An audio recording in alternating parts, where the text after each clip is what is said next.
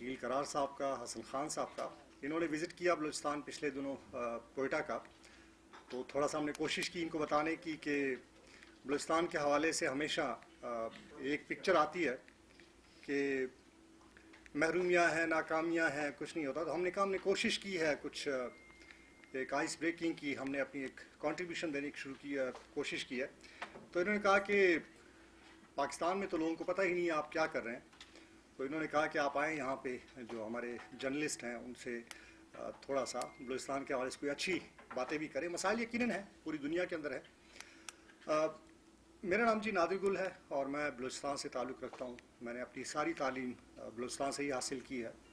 मैंने through out अपना professional career सिर्फ 2 साल 2005 से 2007 तक इस्लामाबाद में अक़वाम मुत्तहिदा के साथ काम किया। इसके बाद दोबारा बलूचिस्तान चला गया और बलूचिस्तान रूरल सपोर्ट प्रोग्राम मैंने ज्वाइन किया। और सिर्फ कोशिश यही थी कि चूँकि अपना इलाका है और ब्रेन ड्रेन बहुत हुआ है बलूचिस्तान से, तो कम से कम वहाँ के जो हम नेटिव लोग हैं, हम कोशिश करें कि अगर अल्लाह पाक ने कुछ मौका दिया, कुछ सीख लिया, तो कंट्रीब्यूट करें अपने सूबे के लोगों के हवाले से।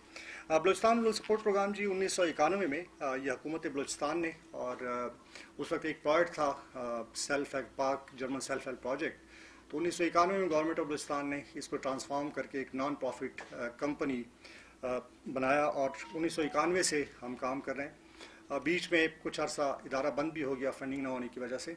तो 2007 से मैंने टेक ओवर किया एज ए चीफ एग्जीक्यूटिव, और हमने कोशिश की कि एक डिस्टिंक्ट फ़िलासफ़ी है रूरल सपोर्ट प्रोग्राम्स की। आज आप अगर गिलगित बल्तिस्तान के इंडिकेटर्स आप देख लें तो उसमें एक कंट्रीब्यूशन जो है वो RSPs की भी है। एक RSP जो काम करता था वहाँ पे, तो सेम उसी मॉडल को हमने रेप्लिकेट करने की कोशिश की है। मैं कोशिश करूँगा थोड़ा सा आपको ब्रीफ करूँ इस हवाले से, और कोशिश यही होगी कि आज आपसे भी सीखें कि हम तो एक कोशिश कर रहे हैं अपनी लिमिटेड कैपेसिटी के अंदर, लिमिटेड रिसोर्सेज के अंदर, लेकिन क्योंकि आपका विज़न ब्रॉड है, आपका इंट्रैक्शन पॉलिटिशियन से भी होता है, हमारी ब्यूरोक्रेसी से भी होता है, डेवलपमेंट प्रोफेशनल से भी होता है, तो हम कोशिश करेंगे आपसे सीखने की भी। नेक्स्ट, अगर हम देखें बलूचिस्तान एडमिनिस्ट्रेटिवली बेसिकली है पाकिस्तान का सबसे बड़ा प्रोविंस, 44% ऑफ जोग्राफिकल एरिया है, और एडमिनिस्ट्रेटिवली जो है हमारा प्रोविंस कोई 32 डिस्ट्रिक्ट्स के पे डिवाइडेड है, और रूरल इसमें यूनियन काउंसिल कोई 725 है, और कुल हाउस होल्ड हमारे 1.7 मिलियन है, जिनमें से 1.3 मिलियन रूरल एरियाज़ के अंदर रहते हैं। मैं जो आप आज से बातें करूँगा, मैं रूरल बलूचिस्तान के हवाले से बातें करूँगा, अर्बन के हवाले से नहीं। और वैसे भी अगर देखा जाए अर्बन एक कोयटा ही है, बाकी छोटे छोटे टाउन हैं हमारे। हमारी टोटल पॉपुलेशन जो है वो कोई 12.4 मिलियन है, जिसमें से 8.9 मिलियन जो है ये रूरल पॉपुलेशन है, जो कि 72% बनती है।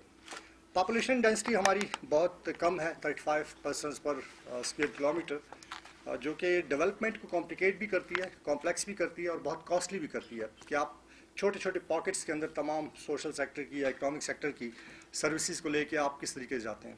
नेक्स्ट, अगर अपॉर्चुनिटीज़ हम देखें तो यकीनन 44% एरिया है, 5% पॉपुलेशन है, और हम पायनियर हैं डोमेस्टिकेटिंग एनिमल और प्लांट्स। ये मेहरगढ़ की सिविलाइजेशन की आपने सुना होगा 7000 ईयर ओल्ड है। अभी कुछ रिसर्च ये भी कह रही है कि शायद 10,000 ईयर ओल्ड है।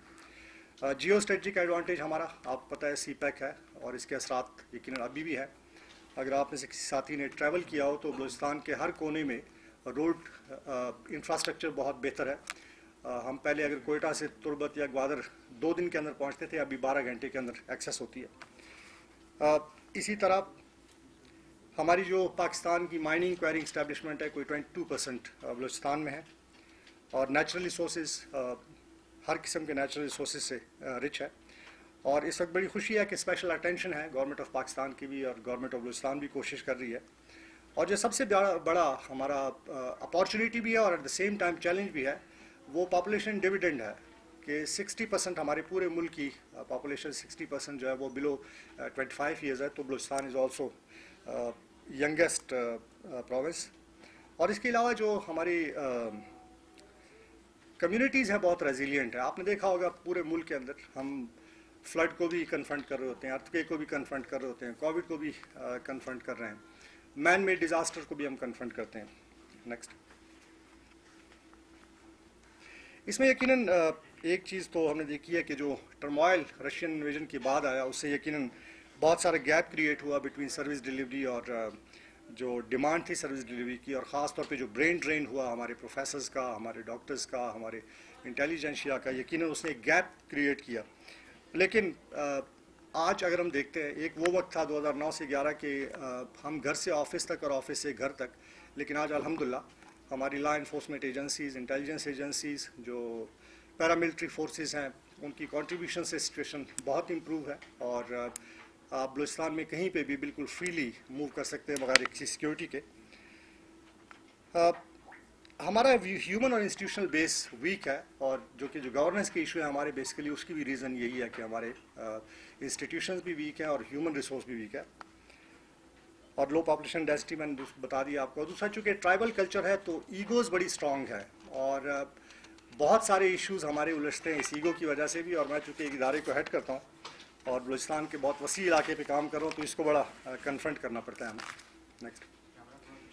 یہ basically South Asia commission for poverty alleviation 91 میں انہوں نے بھی انڈورس کیا تھا یہ جو اپروچ ہم اڈاپٹ کر رہے ہیں کہ جو لوگ ہیں جو غریب ہیں، اگر آپ ان کو اختیار دے دیں وسائل کے اوپر، ڈیسیجن میکنگ کے اندر، تو وہ اپنی تقدیر خود بدل سکتے ہیں، اور پاورٹی ریڈکشن کے لیے یہی جو کانسیپٹ ہے یہ بہت امپورٹنٹ ہے. نیکسٹ. اس طرح اگر ہم دیکھتے ہیں ہمارے جو دو امپورٹنٹ پلر ہیں، پولیٹیکل پلر ہے آنریبل پرائم منسٹر سے لے کے نیچے کاؤنسلر تک، ایڈمنسٹریٹو پلر پریزیڈنٹ سے لے کے نیچے پٹواری تک، یہ دونوں پلر جو ہے یہ گراس روٹ لیول پہ کام کرتے ہیں، لیکن ہر گھر کی سطح پہ یہ کام نہیں کرتے ہیں، جبکہ پاورٹی جو ہے وہ گھر کی سطح پہ ہے. اسی لیے ہم نے دیکھا 70 ایئرز میں کام تو بہت ہوا، سی پیک کے اندر بھی پچھلے 10 سالوں میں بہت کام ہوا، لیکن جو ٹارگیٹڈ پاورٹی ایلیویشن ہے وہ ہاؤس ہولڈ لیول کے اوپر ہے. جب تک آپ ہر ہاؤس ہولڈ لیول کو ٹچ نہیں کرتے اس وقت تک اس غریب کو آپ نکال نہیں سکتے. ادروائز یہ کہ جتنے بھی بڑے ڈیولپمنٹ پروجیکٹ آپ لگا لیں اس میں لیبر ورک تو مل جاتا ہے ان کو، لیکن ٹارگیٹڈ پاورٹی ایلیویشن نہیں ہوتی. نیکسٹ.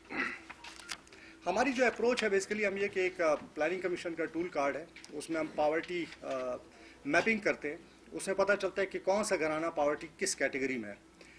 ٹارگیٹنگ کے بعد اس کا اپنا ویریفیکیشن کا بھی ہوتا ہے. اس میں جو پورا اسٹاف پورے 5 کیٹیگریز ہیں، جس میں ایک بالکل نان پور ہے اور باقی جو پاورٹی کی کیٹیگری ہے. اس کے بعد ایک ڈائلاگ ہم کمیونٹی میں انیشیٹ کرتے ہیں کہ جی ہم کچھ لے کے نہیں ہیں آپ کے لیے، بلکہ ہم صرف اور صرف ایک پارٹنرشپ فورج کرنے ہیں آپ کے ساتھ. تو یہ ڈائلاگ ہماری پارٹنرشپ کا کمیونٹی کے ساتھ انیشیٹ ہوتا ہے کہ جی ہمارے پاس کچھ نہیں، آپ خود کیا کر سکتے ہیں.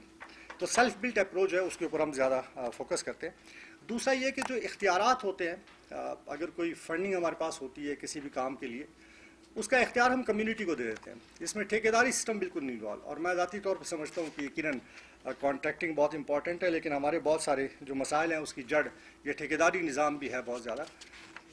تو اس لیے ہمارے جتنے بھی فنڈ ہیں وہ سارے کمیونٹی خود اس کو یوز کرتی ہے، اور وہ جس طرح اپنا گھر بناتے ہیں، اپنی واٹر سپلائی اسکیم بھی وہ خود کنسٹرکٹ کرتے ہیں، وہ اپنا باقی انفراسٹرکچر بھی خود ڈیولپ کرتے ہیں. ہمارا کام جو ہے وہ ایز اے کیٹلسٹ ہے، ہم صرف سپورٹ کرتے ہیں، ان کی کیپیسٹی بلڈ کرتے ہیں، ان کو آرگنائز کرتے ہیں، اور اس طرح وہ خود لوکل سروس پرووائڈر ہائر کرتے ہیں جس کے وہ تمام کے تمام اپنی کمیونٹی ڈیولپمنٹ کے کام کرتے ہیں. نیکسٹ. جو اپروچ ہے ہماری اس میں یہی ہے کہ جو نیڈ ہے، جو بندہ گاؤں کے اندر رہتا ہے پچھلے صدیوں سے دہائیوں سے جن مسائل کو وہ کنفرنٹ کر رہا ہے، اس کی سولوشن بھی اس کے پاس ہے. وہ آپ کو بتا سکتا ہے کہ کتنے کم پیسے میں اس کا ڈرنکنگ واٹر سپلائی کا ایشو ہے، ہیلتھ کا ایشو ہے، ایجوکیشن کا ایشو ہے، لائیولیہوڈ کا ایشو ہے، وہ آپ کو سولوشن بتا سکتے ہیں. تو ہمارے کیس کے اندر ہم تمام کی تمام جو ڈیسیجن میکنگ ہے، جو ایڈوائز ہے، وہ ہم کمیونٹی سے لیتے ہیں. اسی طرح پھر اس کے اپروول کا پروسیس وہ گورنمنٹ کو بھی ہم انوالو کرتے ہیں اس کے اندر، اور کمیونٹی انسٹیٹیوشن یہ لیڈ لیتے ہیں اپنے تمام کے تمام کام میں، اور ہم صرف ٹیکنیکل بیک اسٹاپنگ ان کو کرتے ہیں. اور دوسرا یہ ہوتا ہے کہ جب آپ ان کو اونرشپ دیتے ہیں، وہ کہتے ہیں trust people they can do if they are given the authority on the resources اور authority to make decision about their own life, about their own جو سراؤنڈنگ ہے ان کی. اور اس میں یہ ہوتا ہے کہ ان کی اونرشپ ڈیولپ ہوتی ہے اس کام کے حوالے سے بھی. نیکسٹ. جب ہم کام شروع کرتے ہیں تو یہ چھوٹے چھوٹے کام ہے کہ جس میں آپ کو کوئی ریسورسز کی ضرورت نہیں ہے. یہ جو پیریڈ تھا ہمارا ٹرموائل کے 2009 سے 13 تک کا، اس میں بھی ہم نے یہی کوشش کی کہ ہم نادرا کی وین لے کے جاتے تھے، اور خزدار جیسا علاقہ، واشک کہ جناب کم از کم شناختی کارڈ تو بنائیں, آپ کی نیشنل آئیڈینٹی ہے, آپ بچے کو انرول تو کروا سکتے ہیں, آپ امیونائزیشن کیمپین تو آپ لیڈ کر سکتے ہیں, اس میں تو کوئی پیسے کی ضرورت نہیں ہے. آپ تو اس لیے ہم ان کو تھوڑا سا سیلف ہیلپ انیشیٹو کی طرف لے کے جاتے ہیں, اور ان کی کنٹریبیوشن ان تمام کے تمام ایریاز کے اندر ہے کہ جب ہم ان کو انگیج کر لیتے ہیں, ان کی کیپیسٹی بلڈ کر لیتے ہیں, ڈائلاگ کر لیتے ہیں, تو وہ خود ان تمام ایریاز کے اندر خود وہ اپنی کنٹریبیوشن دیتے ہیں. اور آگے میں آپ کو بتاؤں گا کہ جو کنٹریبیوشن ہے وہ کیا ہے. نیکسٹ.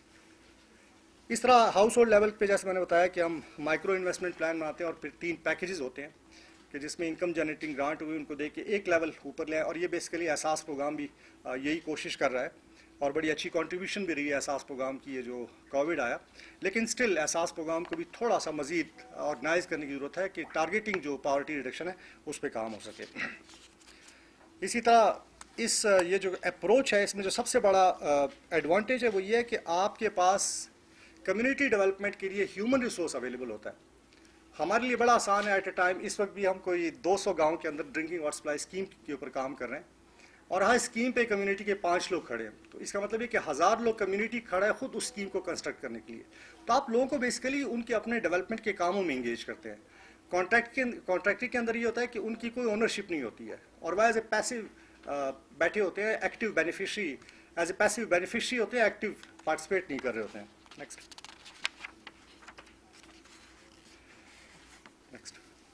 اب اس میں جو ہماری پریزنس ہے آر ایس پیز کی, ہم 2 رورل سپورٹ پروگرام بلوچستان میں کام کریں.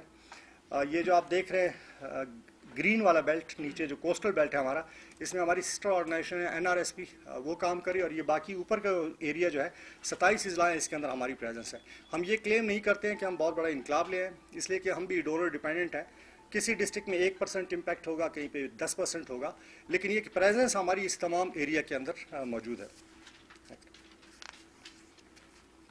اور جو ٹائپ آف انٹروینشنس ہیں جب یہ آرگنائز ہو جاتے ہیں تو جیسے میں نے کہا کہ لائیولیہوڈ کے حوالے سے پیکیج ہے, اب تک کوئی انہی کمیونٹی نے سیلف ہیلپ کی بیسس پہ اور کچھ ہماری کنٹریبیوشن سے اور لنکیجز کے ذریعے کوئی 3,06,000 ایسے گھرانے ہیں کہ جن کو لائیولیہوڈ کے حوالے سے کوئی سپورٹ ملی ہے, جس کے اندر انکم جنریٹنگ گرانٹس ہیں, اسیس ہیں, مائکرو انٹرپرائز ڈیولپمنٹ ہے, چھوٹے چھوٹے بزنسز اسٹیبلش کرنا. اور اس طرح کوئی 2,09,000 قریب فارمر ہیں جن کو ہم نے فیسیلیٹیٹ کیا ہے مختلف انٹروینشنز کے ذریعے.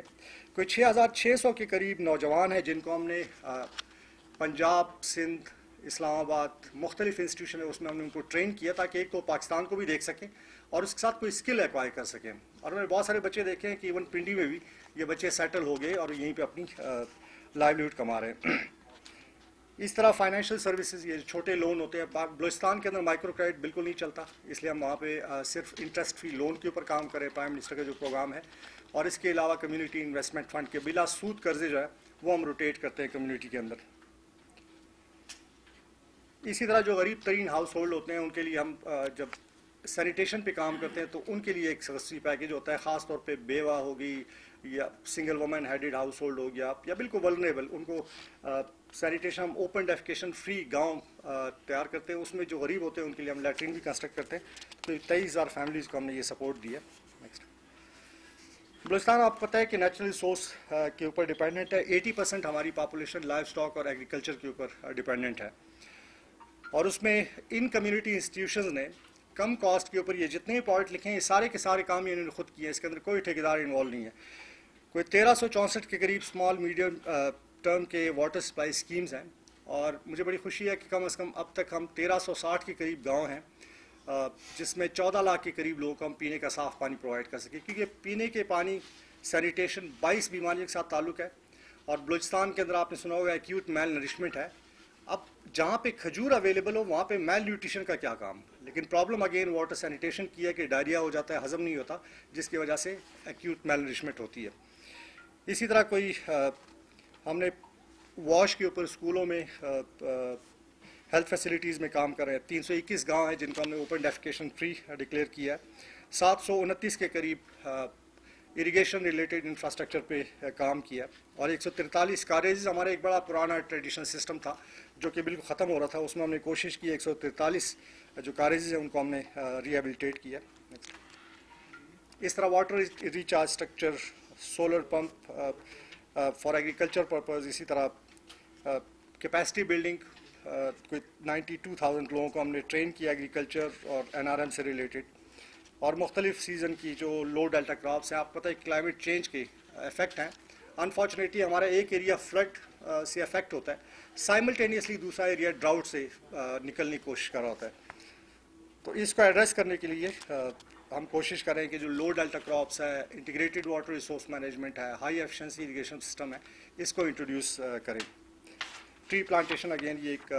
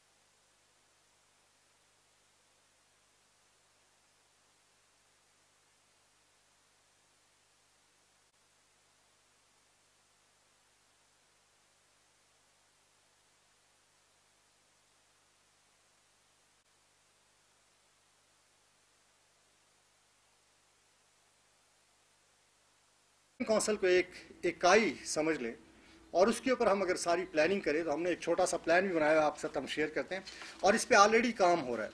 ऐसा नहीं है कि ये सिर्फ बातें हैं। अगर आप ये पावर्टी ट्रेंड देखें, ये प्लानिंग कमीशन के जो मैंने आपको बताया कि हमारे कोई पुअर हाउस होल्ड कोई 7,15,000 है।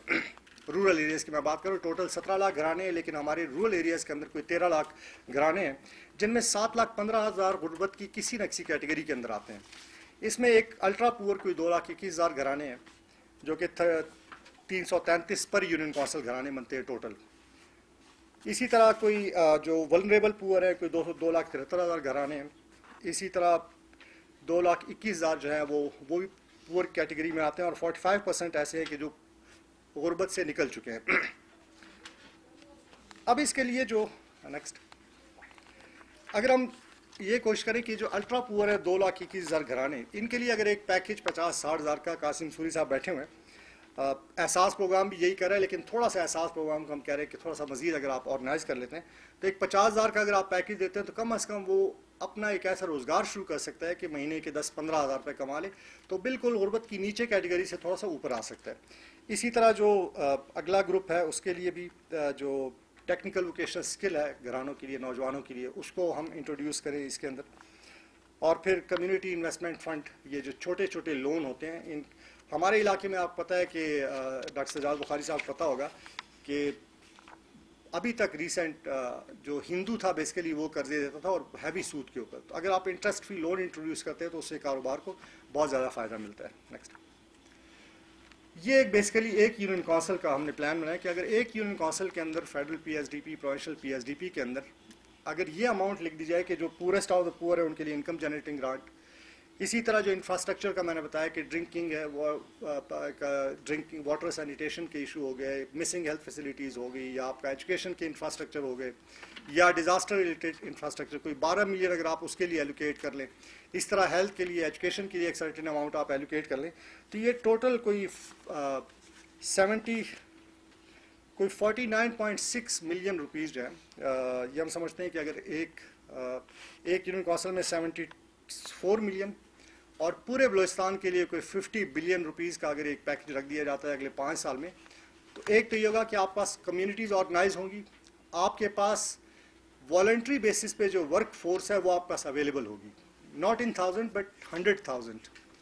اور دوسرا یہ کہ یہ جو ان کے چھوٹے چھوٹے ایشو ہے وہ ایڈریس ہو جائیں گے، اور اس کے بعد پھر آپ ان کو مین اسٹریم ملا کے جو انڈسٹریلائزیشن ہے یا جو ویلیو چین ایڈ کرنی ہے نیچرل ریسورسز کی، چاہے وہ منرل ہو، ایگریکلچر ہو، لائف اسٹاک ہو، اس کے اوپر آپ جو ہے نا ان کو مزید سپورٹ کر سکتے ہیں، جس سے جو پاورٹی ہے وہ کمپلیٹلی ریڈیوس ہو سکتی ہے.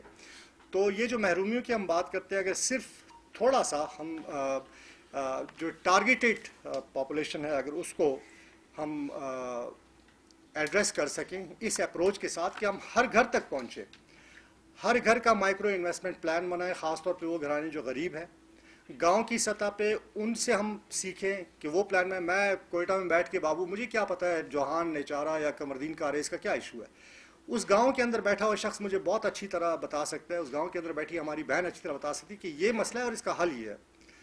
تو میری گزارش تمام میڈیا کے لوگوں سے بھی، اور جو قاسم سوری صاحب ہیں، پولیٹیکل لیڈرشپ ہے ہماری، کہ بلوچستان کے حوالے سے بلوچستان کو انڈرسٹینڈ کرنے کے لیے آپ کو تھوڑا سا ذرا، چونکہ اسکیٹرڈ پاپولیشن ہے، بڑے بڑے پروجیکٹس یقیناً اکنامک گروتھ کے اندر بہت بڑی کنٹریبیوشن ہوتی ہے اس کی. اب صرف اگر روڈ انفراسٹرکچر کا میں آپ کو مثال دوں کہ میں گھومتا رہتا ہوں پورے پاکستان میں، ایک زمانہ تھا کہ مجھے اسلام آباد آنے کے لیے 2.5 دن لگتے تھے، 80s کے دور میں ہم ٹریول کرتے تھے. آج آپ صبح نکلے شام آپ اسلام آباد میں، آپ صبح نکلے کراچی میں، آپ صبح نکلے ملتان میں، صبح نکلے آپ گوادر میں، تو یہ بہت بڑا اس کا امپیکٹ ہے. تو میں مشکور ہوں جی آپ سب کا. ہم نے کوشش کی کہ تھوڑا سا آپ کو یہ جو اپروچ ہم ڈسٹنکٹ اپروچ ایڈاپٹ کر رہے ہیں بلوچستان کے اندر، یہ آپ کے ساتھ شیئر کریں، اور یقیناً اپارچونیٹیز بہت زیادہ ہیں. میں قاسم سوری صاحب بیٹھے ہوئے ہیں، اکثر میں اپنے دوستوں کو بلوچستان میں کہتا ہوں کہ 18th امینڈمنٹ کے بعد ہمیں تھوڑا سا اپنا قبلہ درست کرنے کی ضرورت ہے، بجائے اس کے بلیم کرنے، کیونکہ ریسورسز بہت آئے ہیں 18th امینڈمنٹ کے بعد، صرف ان کو چینل کرنا ہے. اور جیسے میں نے پہلے کہا کہ کسی بھی علاقے کے لوگ اگر آپ ان کو ان کا اختیار دے دیں، ان کے اپنے ڈیولپمنٹ کے اندر ڈیسیجن میکنگ کا اختیار آپ ان کو دے دیں، تو کوئی ریزن نہیں ہے کہ بہت منیمم کاسٹ کے اندر اور بہت منیمم ٹائم کے اندر وہ کام نہ ہو. میں آپ کو بتاؤں کہ اس کی اسٹرینتھ یہ ہے، ہم نے کوئی بھی کام کرنا ہوتا ہے آر ایس پیز نے، جیسے فلڈ آیا جعفر آباد نصیر آباد اس بیلٹ کے اندر بہت بڑا ٹرمائل ہوا 2010 میں، ہمارے ٹوٹل 5 لوگ تھے وہاں پہ، ہم نے 1 مہینے کے اندر 500 لوگ مزید ایڈ کیے، اور چونکہ وہ کمیونٹی انسٹیٹیوشن کا سیٹ اپ موجود تھا، ہم نے بہت بڑا ہیوی آپریشن چلایا وہاں پہ. تو حکومت کو بھی چاہیے کہ یہ جو سوشیو اکنامک پلر ہم کہتے ہیں کہ اگر یہ سوشل موبلائزیشن کمپلیٹلی 100% ہو جاتی ہے تو گورنمنٹ کے پاس ایک موقع ہوگا کہ جتنی سروس ڈلیوری ہے اس میں ان کو انگیج کر کے ان کے ذریعے یہ سارا کام کریں، جس سے نہ صرف یہ کہ سسٹینیبلٹی انشور ہوگی، تمام کا تمام یہ جتنے ہمارے گو سکول ہیں، جتنے ہمارے ڈیڈ واٹر سپلائی اسکیم ہے، یہ سارے کے سارے ایشو ایڈریس ہوتے ہیں اگر ہم کمیونٹی موبلائزیشن کو تھوڑا انسٹیٹیوشنلائز کر لیں، کمیونٹیز پہ ٹرسٹ کریں. اور یہ پیسہ ان کے، ہمارا اپنا فنڈ ہے، ابھی سال کا ہم کوشش کر کے کوئی 2-2.5 بلین موبلائز کر لیتے ہیں، لیکن اس میں سارے کے سارے اختیار جو ہے وہ کمیونٹی کا ہے. اگر ایز سی او مجھے آپ کہیں کہ جی میں ایک واٹر سپلائی اسکیم لگاؤں تو میں نہیں لگا سکتا ہوں. نیڈ بھی کمیونٹی آئیڈینٹیفائی کرے گی، ڈیسائیڈ بھی وہ کرے گی، اور پیسہ بھی اس نے خرچ کرنا ہے. تو میں آپ سب کا انتہائی مشکور ہوں. مجھے امید ہے کہ یہ جو باتیں ہیں شاید. نادر صاحب یہاں آپ سے ایک چھوٹی ریکویسٹ بھی ہے، ذرا فیوچر پلان بھی بتا دیجیے گا، اور آج جو ہمارا ایم ہے، ہمارے ساتھی یہاں پہ موجود ہیں، کہ ہم فیوچر میں کس طرح کا پروگرام کرنا چاہ رہے ہیں، کیونکہ بلوچستان کے حوالے سے آپ کے ساتھ لاسٹ ٹائم بھی ڈسکس ہوا تھا کہ یہ کہا جاتا ہے کہ بلوچستان صرف کوئٹہ نہیں ہے، ہمارے جرنلسٹ بھائی دوست جاتے ہیں، اور کوئٹہ کے بعد جو بلوچستان ہے، ذرا بلوچستان میں بتائیں فیوچر میں کیا کرنا چاہتے ہیں، ذرا تھوڑا سا ہمارے ساتھی اپڈیٹ بھی رہیں اور تھوڑی سی یاد تازہ کر دیں. جی میں بالکل، جی میں آپ سب کو دعوت دوں گا کہ آپ بلوچستان آئیں، اور یہ جو باتیں میں نے آپ کو کی ہیں اس کا ایکچوئل گراؤنڈ کے اوپر جو ٹرانسلیشن ہے میں وہ آپ کو دکھاؤں کہ یہ جو میں نے یہاں پہ آپ کو سمجھ، کیونکہ بعض کا یہ ہوتا ہے کہ وہ باتوں سے اتنا زیادہ آئیڈیا نہیں ہوتا کہ اس کا امپیکٹ کیا ہوگا. کہ किस तरीके से एक बलोच पठान लोग जो है अपने इलाके के अपने गांव के अंदर अपनी तकदीर ख़ुद बदल सकते हैं हम जैसे इदारों गवर्नमेंट जैसे इदारों के सपोर्ट से। तो मैं आपको दावत दूंगा जी मार्च में आप तशरीफ़ लाएँ और हम आपको फील्ड दिखाएँ, फील्ड के अंदर कि जो इम्पेक्ट है हमारे कामों का कि किस तरीके से ये काम चल रहा है। एक मरतबा फिर जी मैं दिल की गहराइयों से आप सबका मशकूर हूँ और आपसे इस सेशन का मकसद भी ये था कि हम भी सिविल सोसाइटी के एक ऑर्गन हैं, आप सिविल सोसाइटी के बहुत मजबूत ऑर्गन हैं, तो थोड़ा सा आपके साथ शेयरिंग करके ताकि ये जो बलूचिस्तान के हवाले से बड़ी बातें होती है कि महरूमी है, तो कम से कम ये भी एक मैसेज आना चाहिए कि बलूचिस्तान के अंदर काम भी हो रहे हैं और ये सारे काम इसमें मैक्सिमम काम ये जब दहशतगर्दी अरूज के ऊपर थी उस दौरान ये सारे काम हुए, तो काम नहीं रुका। बहुत शुक्रिया जी आपका। ये बलूचिस्तान रूरल सपोर्ट प्रोग्राम्स के हवाले से आपको पता है एंकर्स को जर्नलिस्ट को ख़ास तौर पर सेटिस्फाई करना या मुतमईन करना द मोस्ट डेंजरस कह सकते हैं। ये बहुत डिफ़िकल्ट होता है कि आप किसी को मुतमईन कर सकें। मुझे बड़ी अच्छी तरह थे कि मैं अपने हर इवेंट में एक बात ज़रूर कहता हूँ कि कौन कहता है ये खित्ता खुश्क कोहसारों में है, कौन कहता है कि ये खित्ता खुश्क कोहसारों में है, मैं तो कहता हूँ खुदा रहता इन्हीं गारों में है। बलूचिस्तान के हवाले से अगर थोड़ा सा समझना हो, मेरा विजिट जब हुआ बीआरएसपी में और जब मुझे प्रेजेंटेशन दी गई नादर गुल बड़ेज साहब की तरफ से, तो यकीन जाने मुझे उन्होंने इतना मुतमईन किया। जैसा मैंने पहले कहा जर्नलिस्ट को और एंकर को मुतमईन करना बहुत मुश्किल होता है, बड़ा मुश्किल टास्क होता है, लेकिन उन्होंने वन बाय वन मेरे क्वेश्चंस के जवाब दिए और इनकी जो प्रेजेंटेशन थी अभी भी आपने सुनी। एक तो ये है कि एक हम प्रोग्राम करने जा रहे हैं, नादिर गुल साहब इस हवाले से चाहते हैं, मेरी आपसे भी यही रिक्वेस्ट होगी कि आप एक दफ़ा बलूचिस्तान तशरीफ़ लाएँ।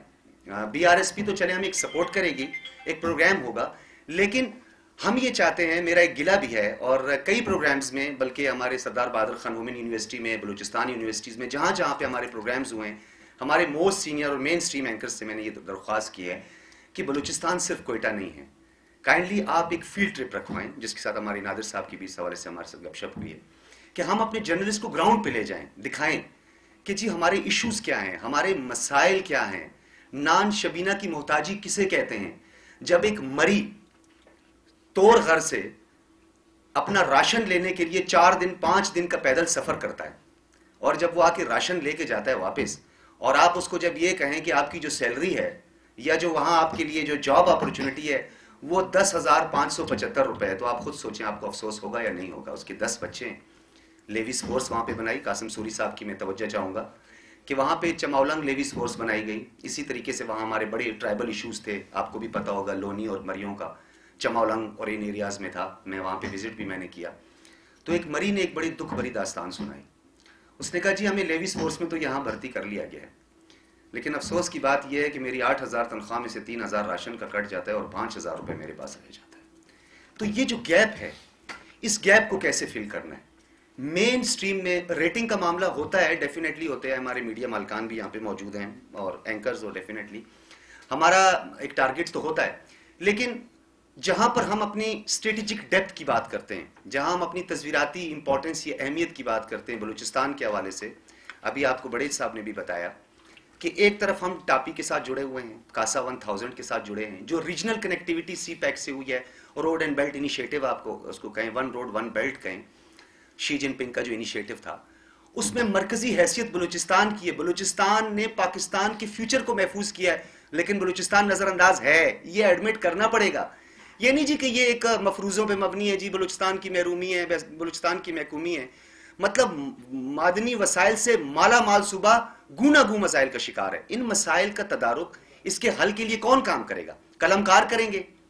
अब कहीं कहीं पे हम ये देख रहे हैं, हमारी बदकिस्मती भी है कि कहीं कहीं पे हमारे कलम जो हैं उनको आब ज़मज़म की सच्चाई से धोने की ज़रूरत है। यानी कुछ जंगालूद, यानी एक टारगेट है हमारा। कहने का मकसद ये कि बलूचिस्तान जिसने पाकिस्तान के फ्यूचर को महफूज बनाना है, चाहे वो गवादर हो, डीप सी पोर्ट हो हमारा, जिसके 2 बर्थ, पता नहीं अभी सूरी साहब भी बताएंगे, एक बर्थ तो बन गया था जब मैं लास्ट टाइम गया था, अब दूसरा बर्थ शायद बने, 10 बर्थ बनने हैं वहाँ पे, लेकिन अभी तक वो जो वेस्टर्न अलाइनमेंट थी जिसपे सलीम साफ़ी साहब ने काफ़ी शो भी किए हैं, मेरे लिए तो बड़े, मेरे उस्ताद भी हैं, मेरे बड़े भाई भी हैं और मैं बहुत मशहूर भी हूँ। उन्होंने कभी किसी इवेंट, मेरे किसी शो में आने से मुझे मना नहीं किया, उनका बड़ा इस हवाले से इंटरेस्ट भी होता है। तो बलूचिस्तान को समझने की ज़रूरत है। बलूचिस्तान के मसाइल ये नहीं है, देखिए बलूचिस्तान का जो सबसे बड़ा मसला है सूरी साहब, آپ سب کی توجہ چاہوں گا. بلوچستان کا مسئلہ محبت ہے. محبت سے آپ ہمارے ٹرائبل ایریاز میں صرف محبت اور خلوص سے سب کچھ کر سکتے ہیں. اوران میں ایک زلزلہ آیا تھا جہاں پہ وہ ڈاکٹر اعلیٰ نظر بلوچ کا بڑا ذکر ہوتا ہے کہ اس نے ایک سیپریٹسٹ موومنٹ کو چلایا ہوا ہے. تو وہاں پہ جب راشن تقسیم کیا جا رہا تھا, مجھے بڑی اچھی طرح یاد ہے, میں پہلا بندہ تھا جب میں نے وہاں پہ جا کے فیلڈ میں کام کیا, تو انہوں نے کہا یہاں کے بلوچ جو ہیں وہ ہم سے آٹا نہیں لے رہے. تو پھر میں نے ساتھ میں ایک چھوٹی سی سجیشن دے دی, اور بڑی مہربانی ہماری سیکیورٹی فورسز کی, ہمارے باقی ان کی, کہ انہوں نے میری بات پہ عمل کیا کہ یہ جو آٹا ہے یہ تقسیم کرنے کا بہترین طریقہ کار یہ ہے کہ اسی سوسائٹی کے اندر سے, اسی یونین کونسل کے اندر سے جہاں یہ آپ آٹا تقسیم کر رہے ہیں, کسی میر کو, کسی معتبر کو آپ حوالے کر دیں تاکہ وہ آٹا تقسیم کر دے. وہ اسٹیٹ سے نہیں لے گا. کہنے کا مقصد ہے ایک ٹرسٹ ڈیفیسٹ ہے.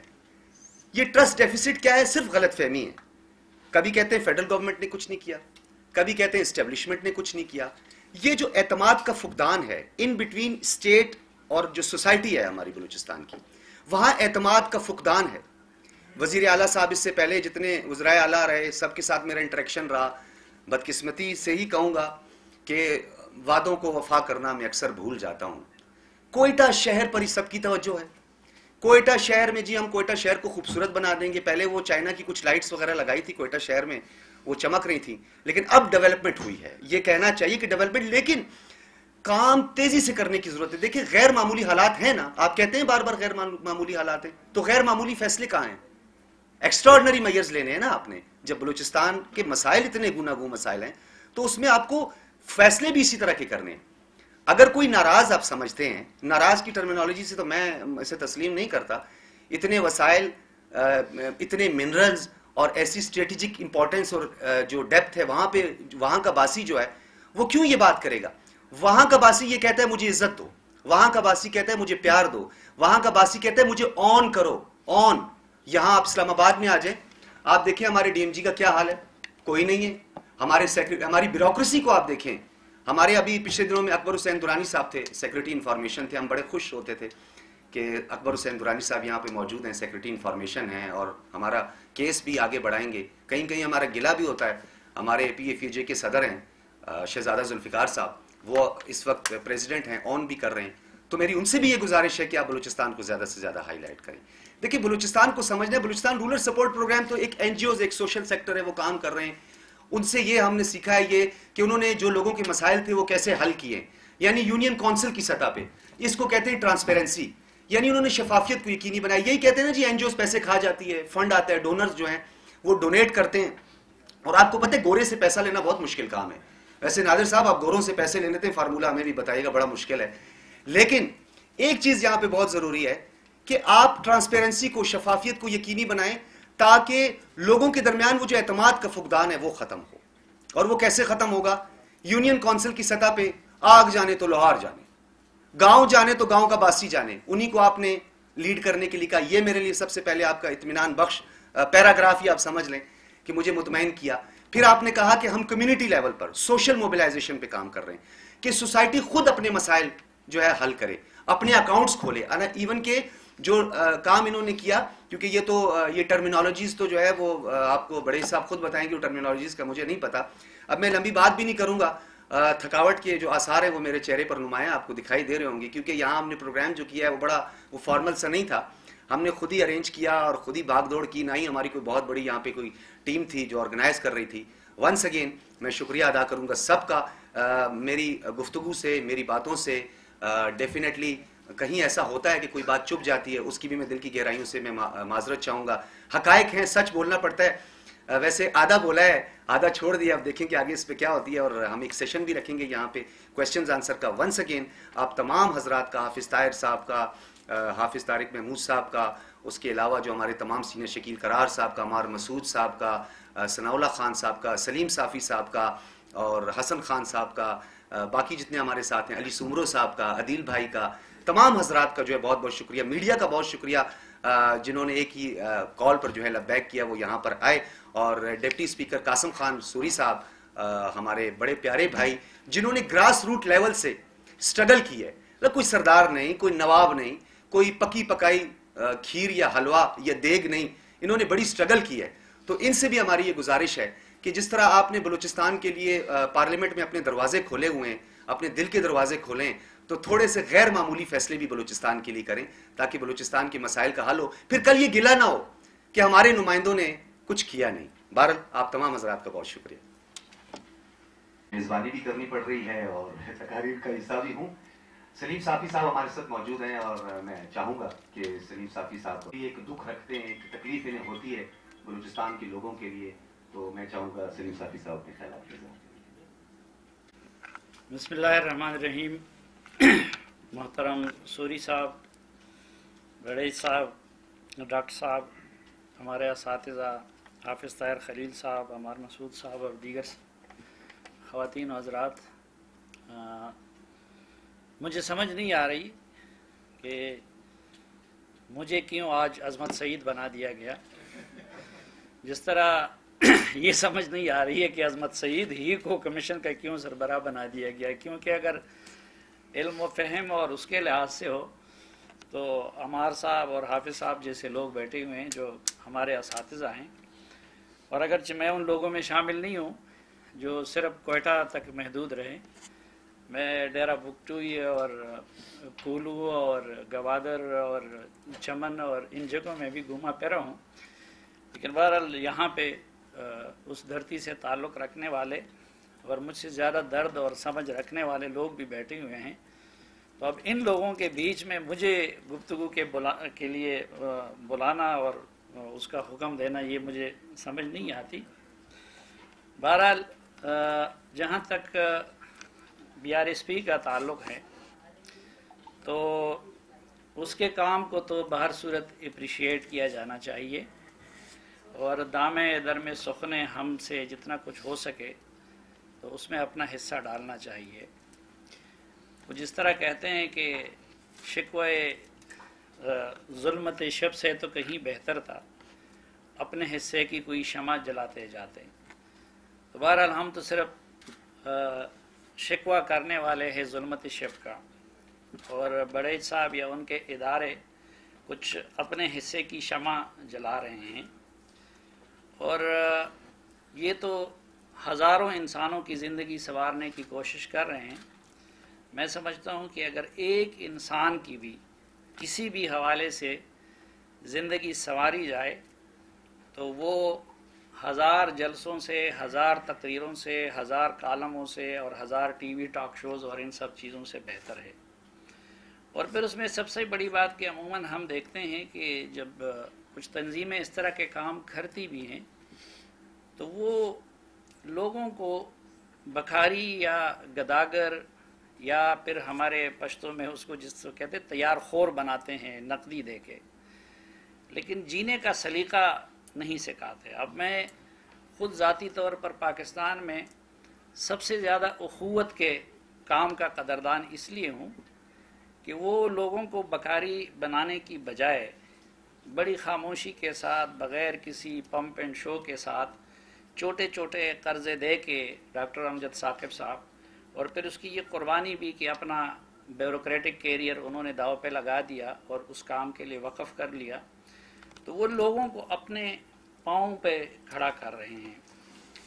اور اس لحاظ سے بھی BRSP کا یہ ہے کہ ان کا بلوچستان کی سوسائٹی کا، چونکہ اس مٹی اور اس خاک سے تعلق رکھنے والے ہیں تو وہاں کے سماج کی حقیقتوں کو سمجھتے ہیں، تو اوپر سے مسلط کرنے کی بجائے وہ کمیونٹی کو اپنے ساتھ انوالو کر کے اس سلسلے کو آگے بڑھا رہے ہیں۔ لیکن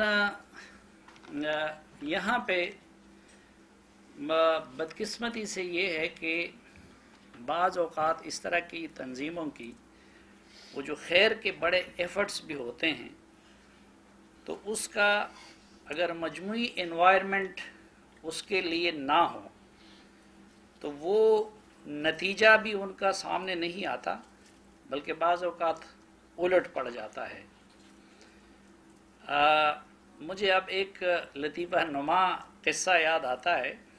حسن خان صاحب جانتے ہوں گے، اللہ ان کو بخشے، پروفیسر رسول امین صاحب، تو یہ کرزئی صاحب کی جب حکومت بنی تو وہ پہلے एजुकेशन मिनिस्टर थे, तो वो जापान गए हुए थे, तो जापानियों ने उनको वहाँ के एजुकेशन सिस्टम के लिए बहुत सारे इमदाद की और उन चीज़ों की बात की थी।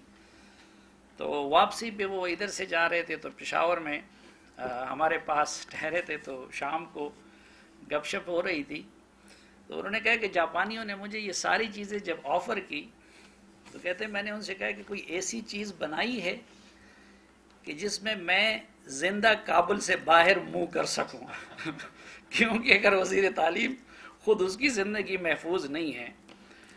फिर अभी डॉक्टर साहब ने उसकी मिसाल दी कि हम खुद भी, ये फाटा मर्जर का मामला था, तो मैं तो 2001 से इसके पीछे पड़ा हुआ था, लेकिन सबसे ज़्यादा मुखालफत इस्टेब्लिशमेंट की तरफ से होती थी, और जब इस्टेब्लिशमेंट की तरफ से किसी चीज़ की मुखालफत हो रही हो पाकिस्तान में, तो आप कुछ भी नहीं कर सकते। आज शायद ये मैं पहली मरतबा डिस्क्लोज़ कर रहा हूँ कि जब वहाँ पे जनरल हिदायतुल्लाह साहब कोर कमांडर बने, तो उनसे मेरी एक मीटिंग हुई, तो पहली मरतबा फ़ौजी इस्टेब्लिशमेंट में वो मेरे साथ कन्विंस हो गए और उन्होंने फिर बाकी लोगों को कन्विंस किया। अब उसकी वजह क्या थी जो मैंने महसूस किया, क्योंकि वो ख़ुद गिलगित बल्तिस्तान से ताल्लुक़ रखते थे, तो वो इन महरूम इलाक़ों के दर्द को समझ रहे थे, इसलिए उनको मेरी बात दूसरों की बनिस्बत बहुत जल्द समझ आ गई, और फिर उसके लिए राह हमवार करने में उन्होंने बुनियादी किरदार अदा किया। तो हम भी चूँकि एक बलूचिस्तान नुमा इलाक़े से ताल्लुक़ रखते हैं, तो इसलिए बलूचिस्तान के लोगों के दर्द को भी निस्बतन समझते हैं। अब अगर हम बैलेंस शीट बना दें, तो मेरे ख़्याल में ये जो 3 बड़े लीडर्स हैं, इनमें ठीक है जितने भी बदनाम है, लेकिन हमें हकीकत की बात करनी चाहिए कि अगर उनमें सबसे बड़े बलूचिस्तान के कोई दुश्मन करार पाते हैं जिन्होंने आग भड़काई ये ताज़ा वहाँ पे, तो वो जनरल परवेज़ मुशर्रफ थे। और अगर किसी ने सबसे बड़ा एहसान किया तो वो आसिफ अली जरदारी थे। आसिफ अली जरदारी अब तो क्रेडिट लेने वाले बहुत हैं, लेकिन एक तो उन्होंने जो 18th अमेंडमेंट, जिसका ज़ाहिरी बात है कि सब सूबों को फ़ायदा हो रहा है, फिर बलूचिस्तान के लिए खसूसी पैकेज, लेकिन जो सबसे बड़ी बात थी कि अमेरिका और उनकी धमकियों के बावजूद गवादर की बंदरगाह सिंगापुर से लेना और फिर उसको चीन को देना, और फिर सीपेक के MOU पे चीन के साथ दस्तखत करना। लेकिन इस मामले में फिर मैं बाज़ औक़ात समझता हूँ कि नवाज शरीफ साहब को इस वक्त जो सज़ा मिल रही है, तो एक तो इस चीज़ की मिल रही है कि उन्होंने सारा रुख चीन की तरफ मोड़ लिया था, और अमेरिका और इस तरह की क़ुव्वतों ने उनको सज़ा दे दी, क्योंकि जब लोग रुख इस तरफ मोड़ते हैं तो फिर उनको सज़ा मिलती ही है। लेकिन शायद एक सज़ा उसकी ये भी है कि उनको बलूचिस्तान और हमारे कबायली अज़ला और खैबर पख्तूनख्वा के लोगों की बद्दुआ भी लगी है, क्योंकि हम अपने रिसोर्सेज से कभी ये नहीं कर सकते कि जिस तरह चीन ने किया कि उसने ईस्टर्न चाइना से वसाइल उठा के वो वेस्टर्न चाइना को मुंतकिल किए, वहाँ के लोगों को तालीम में, बिजनेस में, टैक्स माफ़ किए, सब कुछ कर दिया, और जब वो डेवलप हुआ तो उससे फिर ये सीपेक का और आइडिया भी जनरेट हुआ। तो अब पाकिस्तान में तो ये कभी हो नहीं सकता। आप पंजाब से ये नहीं कह सकते, पंजाब अपनी ज़रूरत वो करता है, ठीक है, कुछ मेहरबानी नवाज शरीफ साहब के दौर में हुई थी कि पंजाब ने अपने हिस्से के NFC में कुछ इजाफी वो दे दिया बलूचिस्तान और लेकिन ये तो नहीं हो सकता कि हम इस बैलेंस को ले आएँ। तो सीपेक की सूरत में हमें चीन की तरफ से और अल्लाह की तरफ से एक ऐसा मौका मिला था कि उसकी वजह से हम पाकिस्तान के वेस्ट में और ईस्ट में जो तफावत है उसको दूर कर सकते थे।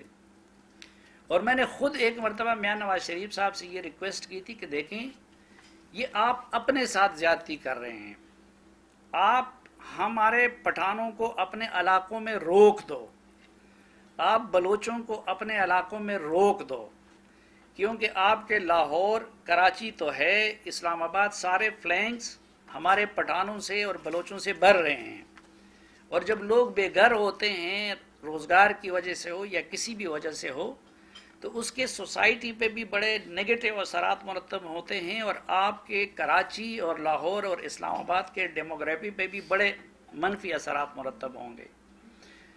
تو اس وقت بدقسمتی سے انہوں نے ایک تو اس کو اپنا سیاسی پروجیکٹ بنانا چاہا، اور وہ جو امبیلنس تھا اس کو اور بھی بڑھا دیا۔ اب سی پیک پہ اگر کسی کا سب سے زیادہ حق ہے تو وہ بلوچستان کا ہے اور گلگت بلتستان کا ہے، لیکن اگر سب سے کم حصہ ملا ہے تو وہ ان دونوں جگہوں کو ملا ہے نواز شریف صاحب کے دور میں۔ اور پھر ظاہری بات ہے کہ اس بیلنس کے لیے جس طرح کہ میں نے عرض کیا کہ ہونا یہ چاہیے تھا کہ آپ پھر ہمارے محروم علاقوں کو، جس طرح ٹرائبل ایریاز تھے یا باقی تھے، تو وہ اس طرف موڑنا چاہیے تھا، اور اگر ہم چین کی تقلید کرتے تو چین کا درس بھی یہی تھا۔ اب پہلی بات انہوں نے، یہ میں اپنی کتاب میں بھی ثابت کر چکا ہوں، سی پیک کے جو جے سی سی کے منٹ سے بھی ثابت کر چکا ہوں کہ یہ چائنیز کی پریارٹی نہیں تھی ایسٹرن روٹ، یہ انہوں نے ایسٹرن روٹ کو، اور ہم ان سے کہتے تھے کہ دیکھیں یہاں آپ کے پاس موٹر وے بھی ہے، یہاں آپ کے پاس جی ٹی روڈ بھی ہے، یہاں آپ کے پاس ریلوے لنک بھی ہے، تو پاکستان کی سیکیورٹی کے لحاظ سے بھی کل اگر جنگ کی صورت میں انڈیا آپ کے ان روٹس کو بند کرتا ہے تو دریائے سندھ کے اس طرف آپ کے پاس کوئی کنیکٹیویٹی نہیں ہے ساؤتھ اور نارتھ کی، تو اس کے لیے بھی ضروری ہے۔ ابھی جب بڑھئی صاحب کہہ رہے تھے کہ میں اتنا اب فاصلہ کم ہو گیا ہے یا وقت کم لگ جاتا ہے، تو ظاہری بات ہے کہ وہ سی پیک کا اور ان موٹر ویز کی برکت سے یہ سب کچھ ہو رہا ہے، لیکن اگر یہ ویسٹرن روٹ وہ کر لیتے، اور میں آپ کو بتاؤں کہ آج تک عملاً ویسٹرن روٹ نامی چیز کوئی نہیں ہے، اس پہ سب کچھ جھوٹ بولا جا رہا ہے، وہ کوریڈور نہیں ہے ویسٹرن کوریڈور، وہ ایک سڑک ہے جو بعد میں اس میں شامل کی گئی۔ اب اس میں یہ ہمیں دھوکہ دے رہے ہیں، کچھ مولانا فضل الرحمان صاحب کا پریشر تھا، کچھ اور لوگوں کا تھا، جی ٹی روڈ کا فاصلہ بہت کم ہے، لیکن کوئی جی ٹی روڈ کو آپٹ کرتا ہے، تو یہاں پہ جب آپ کے پاس 2 لین کی روٹ ہو اور ادھر آپ کو 6 لائن کی موٹر وے میسر ہو، تو کوئی اس پہ کیسے جائے گا جہاں پہ سیکیورٹی اور اس کے بھی مسائل ہوتے ہیں۔ اچھا، اس وقت بھی سوری صاحب سے معذرت کے ساتھ کہ پی ٹی آئی نے یہ ظلم کیا کہ اس وقت ہم ان سے کہتے تھے کہ خدا کے بندو اس چیز پہ نواز شریف سے لڑو، اس چیز کو، لیکن میں نے خود 2 مرتبہ دھرنوں کے دنوں میں پرویز خٹک صاحب کو لیپ ٹاپ لے کے بریفنگ دی کہ دیکھیں اس میں اپنے صوبے کا یہ حق کلیم کرو، یہ چیزیں کرو، لیکن کبھی وہ کہتے تھے کہ جی سی پیک ڈرامہ ہے۔ میرے پاس آج بھی اسد عمر کی سی پیک کے خلاف تقریریں موجود ہیں۔ کبھی وہ کہتے تھے چینی صدر تو آ نہیں رہے تھے، الٹا اس وقت انہوں نے چینی قیادت کو ناراض کیا کیونکہ دھرنوں کی وجہ سے ان کا پروگرام ملتوی ہو گیا، تو نواز شریف سے یہ چیز نہیں مانگی، اور پھر وہ بھی پرویز خٹک صاحب نے صرف رشکئی اپنے حلقے کے لیے، حسن خان جانتے ہیں سب سے ذاتی فائدہ مجھے ہے، میرے بھائی کا یا ہمارے خاندانی گھر وہاں پہ ہیں، لیکن میں یہ سمجھتا ہوں کہ وہاں پہ اکنامک زون کا کوئی تک نہیں بنتا تھا، اس سے ٹرائبل ایریا زیادہ مستحق تھے، اس سے وہاں کے جنوبی اضلاع زیادہ مستحق تھے، لیکن ظاہری بات ہے، اور اس ڈیل کے نتیجے میں پھر پرویز خٹک صاحب نے بھی احسن اقبال کے ہاں میں ہاں ملا دی، اور 1 سال احسن اقبال میرے سامنے نہیں بیٹھ سکتے تھے، اور پھر اس کے بعد احسن اقبال نے مجھے چیلنج کیا کہ اب بلاؤ ان کو اپنے ساتھ بٹھاؤ، پھر خٹک صاحب میرے سامنے نہیں آ رہے تھے۔ اچھا، دوسرا ظلم اس میں یہ تھا کہ دیکھیں جو چین نے اس کے لیے جے سی سی بنائی ہے، اب چین کوئی فیڈریشن نہیں ہے پاکستان کی طرح، ان کا وحدانی سسٹم ہے، ایک کمیونسٹ پارٹی ہے، اور یہ ہمارا والا سسٹم نہیں ہے، لیکن اس کے باوجود جو فیصلہ کن فورم ہے JCC، اس میں انہوں نے سنکیانگ کی حکومت کو باقاعدہ نمائندگی وہاں پہ بھی دی ہے اور نیچے جو ورکنگ گروپس ہیں اس میں بھی دی ہے. لیکن میاں نواز شریف صاحب نے جو JCC بنائی تھی اس میں صوبوں کی نمائندگی نہیں تھی، اور آج 2.5 سال حکومت کرنے کے بعد بھی عمران خان صاحب کی حکومت نے بھی اس میں کسی کو نمائندگی نہیں دی، بلکہ الٹا جو CPEC اتھارٹی ہے اس میں تو بہت زیادہ معاملے کو سینٹرلائز کیا جا رہا ہے. انہوں نے الٹا CPEC اتھارٹی بنا دی. تو جو بلوچستان کے ساتھ اور گلگت بلتستان کے ساتھ اور ٹرائبل ایریاز کے ساتھ جو زیادتیاں CPEC کی مد میں ہوئی تھی، اس میں سے کسی ایک کو بھی PTI کی حکومت نے ریکٹیفائی نہیں کیا، بلکہ ان چیزوں کو بڑھا دیا ہے. نہ صرف یہ کہ بڑھا دیا ہے، بلکہ عملاً کبھی ایک منسٹری کے پاس کبھی دوسرے منسٹری کے پاس، شروع میں ایک منسٹر نے ایک بیان دے دیا، پھر کچھ لوگوں نے نواز شریف کے ساتھ سکور سیٹل کرنے کے لیے کچھ منسٹروں نے احتساب کا وہ کر دیا، جس کی وجہ سے چینی ناراض ہو گئے. تو آج بھی وہ ٹھیک ہے، اب انہوں نے ان کو نیب سے بھی ایکسکلوڈ کر دیا، اس کے لیے اتھارٹی بھی بنا دی. اتھارٹی بن گئی، اتھارٹی کا چیئرمین خود متنازع ہو گیا. تو چینی سر پیٹ رہے کہ یا اللہ یہ کس قوم سے واسطہ پڑا ہے. تو عملاً تو CPEC پہ جس رفتار سے کام ہونا چاہیے تھا تو وہ نہ ہونے کے برابر رہ گیا ہے. اور چینیوں کا وہ طریقہ نہیں ہے کہ محمد بن سلمان کی طرح کھل کے سامنے آ جائیں، لیکن ایک دوست اور ایک بڑے ہونے کے ناطے وہ بیچارے بہت زیادہ پریشان ہیں. اور کیونکہ بہرحال اس وقت پھر بھی یہ تھا کہ پاکستان کے اندر انصاف نہیں ہو رہا تھا، لیکن CPEC پہ کام بہرحال تیزی کے ساتھ وہ ہو رہا تھا. ایک تو میری یہ گزارش ہے. دوسرا، یہ جو آپ جیسی تنظیموں کی ایفرٹس کے باوجود معاملہ کیوں نہیں سدھر رہا؟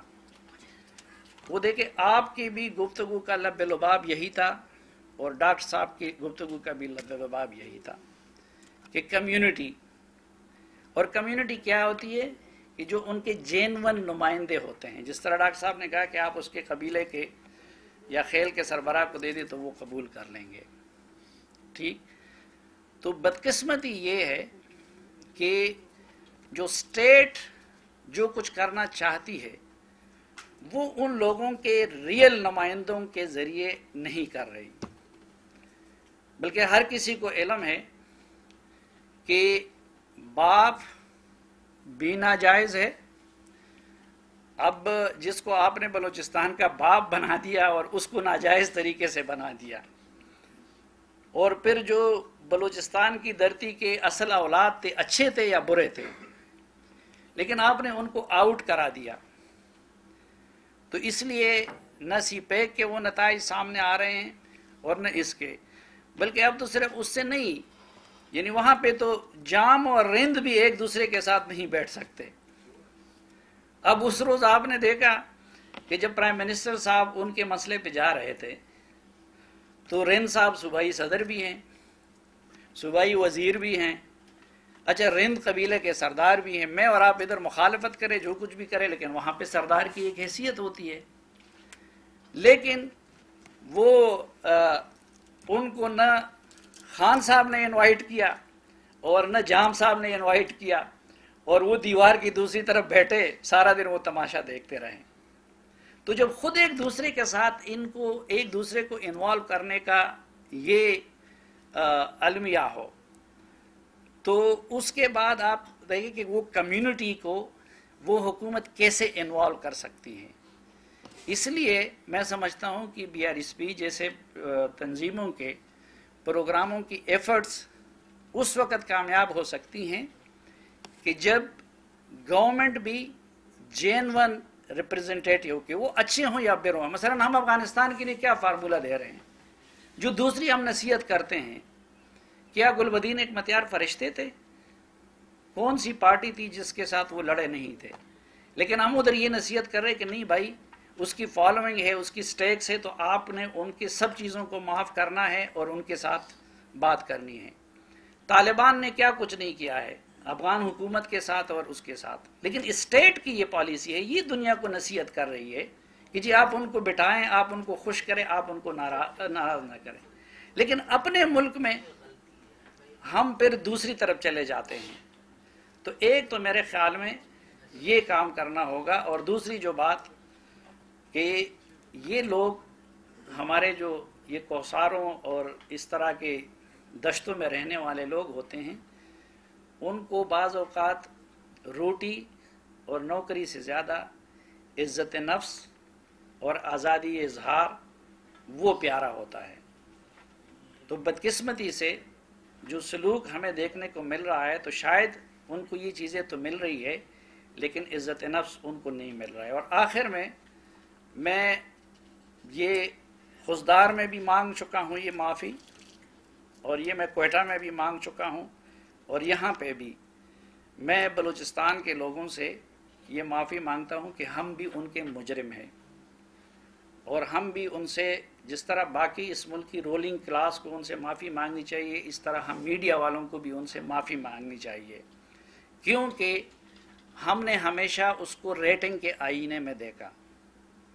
ہم نے، اور جب ریٹنگ کے آئینے میں آپ دیکھتے ہیں، حالانکہ اس وقت بلوچستان کی یہ حیثیت بن گئی ہے کہ ایک تو وہ آپ کے اقتصاد کی چابی بھی وہ ہے، دوسری طرف آپ کے اسٹیٹ کے استحکام اور برائٹ فیوچر کی چابی بھی وہ ہے، لیکن تیسری طرف یہ بھی حقیقت ہے کہ اس وقت وہ پاکستان کے دشمنوں کی آنکھوں میں بھی سب سے زیادہ کٹک رہا ہے، اور پہلے تو صرف اس کو پاکستان کے دشمنوں کا سامنا تھا، لیکن اب جو چین کے دشمن ہیں وہ بھی آ کے بلوچستان میں ہی لڑ رہے ہیں، تو چین کے حصے کی دشمنوں کا بھی ہمیں سامنا ہے، اور ظاہری بات ہے کہ اس کا مقابلہ جعلی قیادت، جعلی طریقوں سے یا بندوقوں سے نہیں کیا جا سکتا۔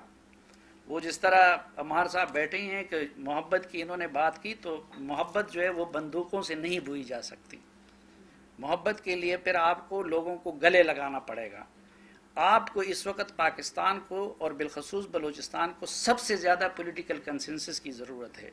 یہ ہمارے نیشنل ایکشن پلان کا بھی حصہ تھا، یہ باقیوں کا بھی حصہ تھا، لیکن الٹا جو سیاسی قوتیں اس طرح کی مل گئی تھی ریاست کے ساتھ، وہ بھی ناراض ہو کے دوسری طرف چلی گئی، اور ہمیں پچھلے 2.5 سال میں ریکنسیلیشن کی یا مصالحت کی کوئی ایفرٹ نظر نہیں آئی۔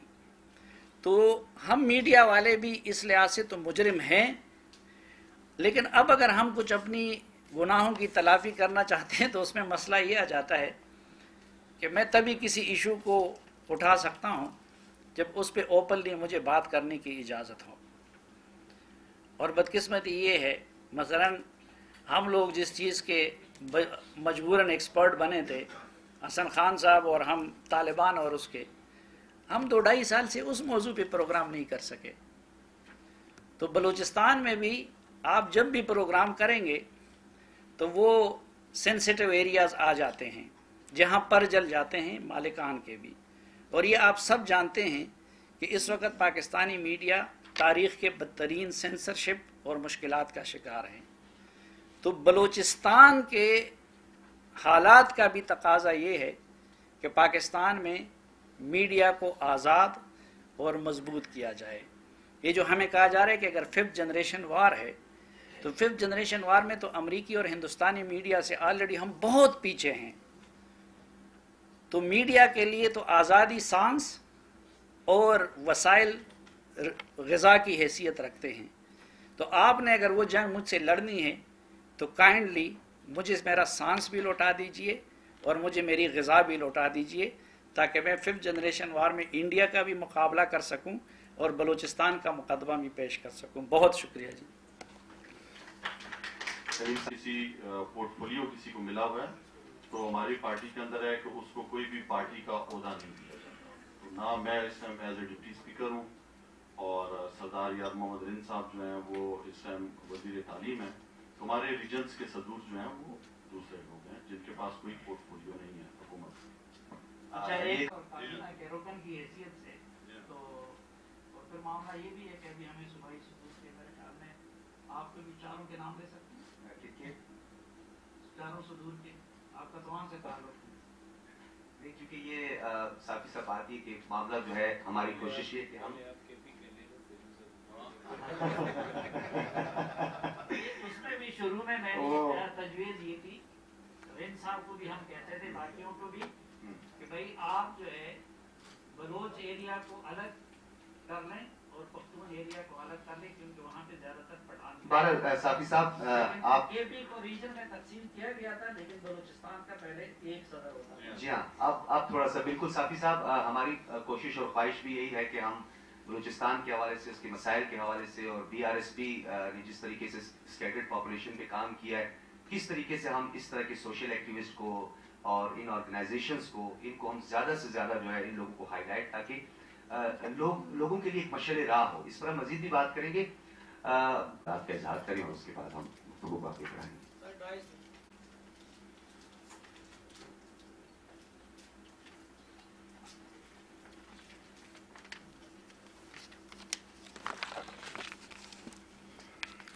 بسم اللہ الرحمن الرحیم.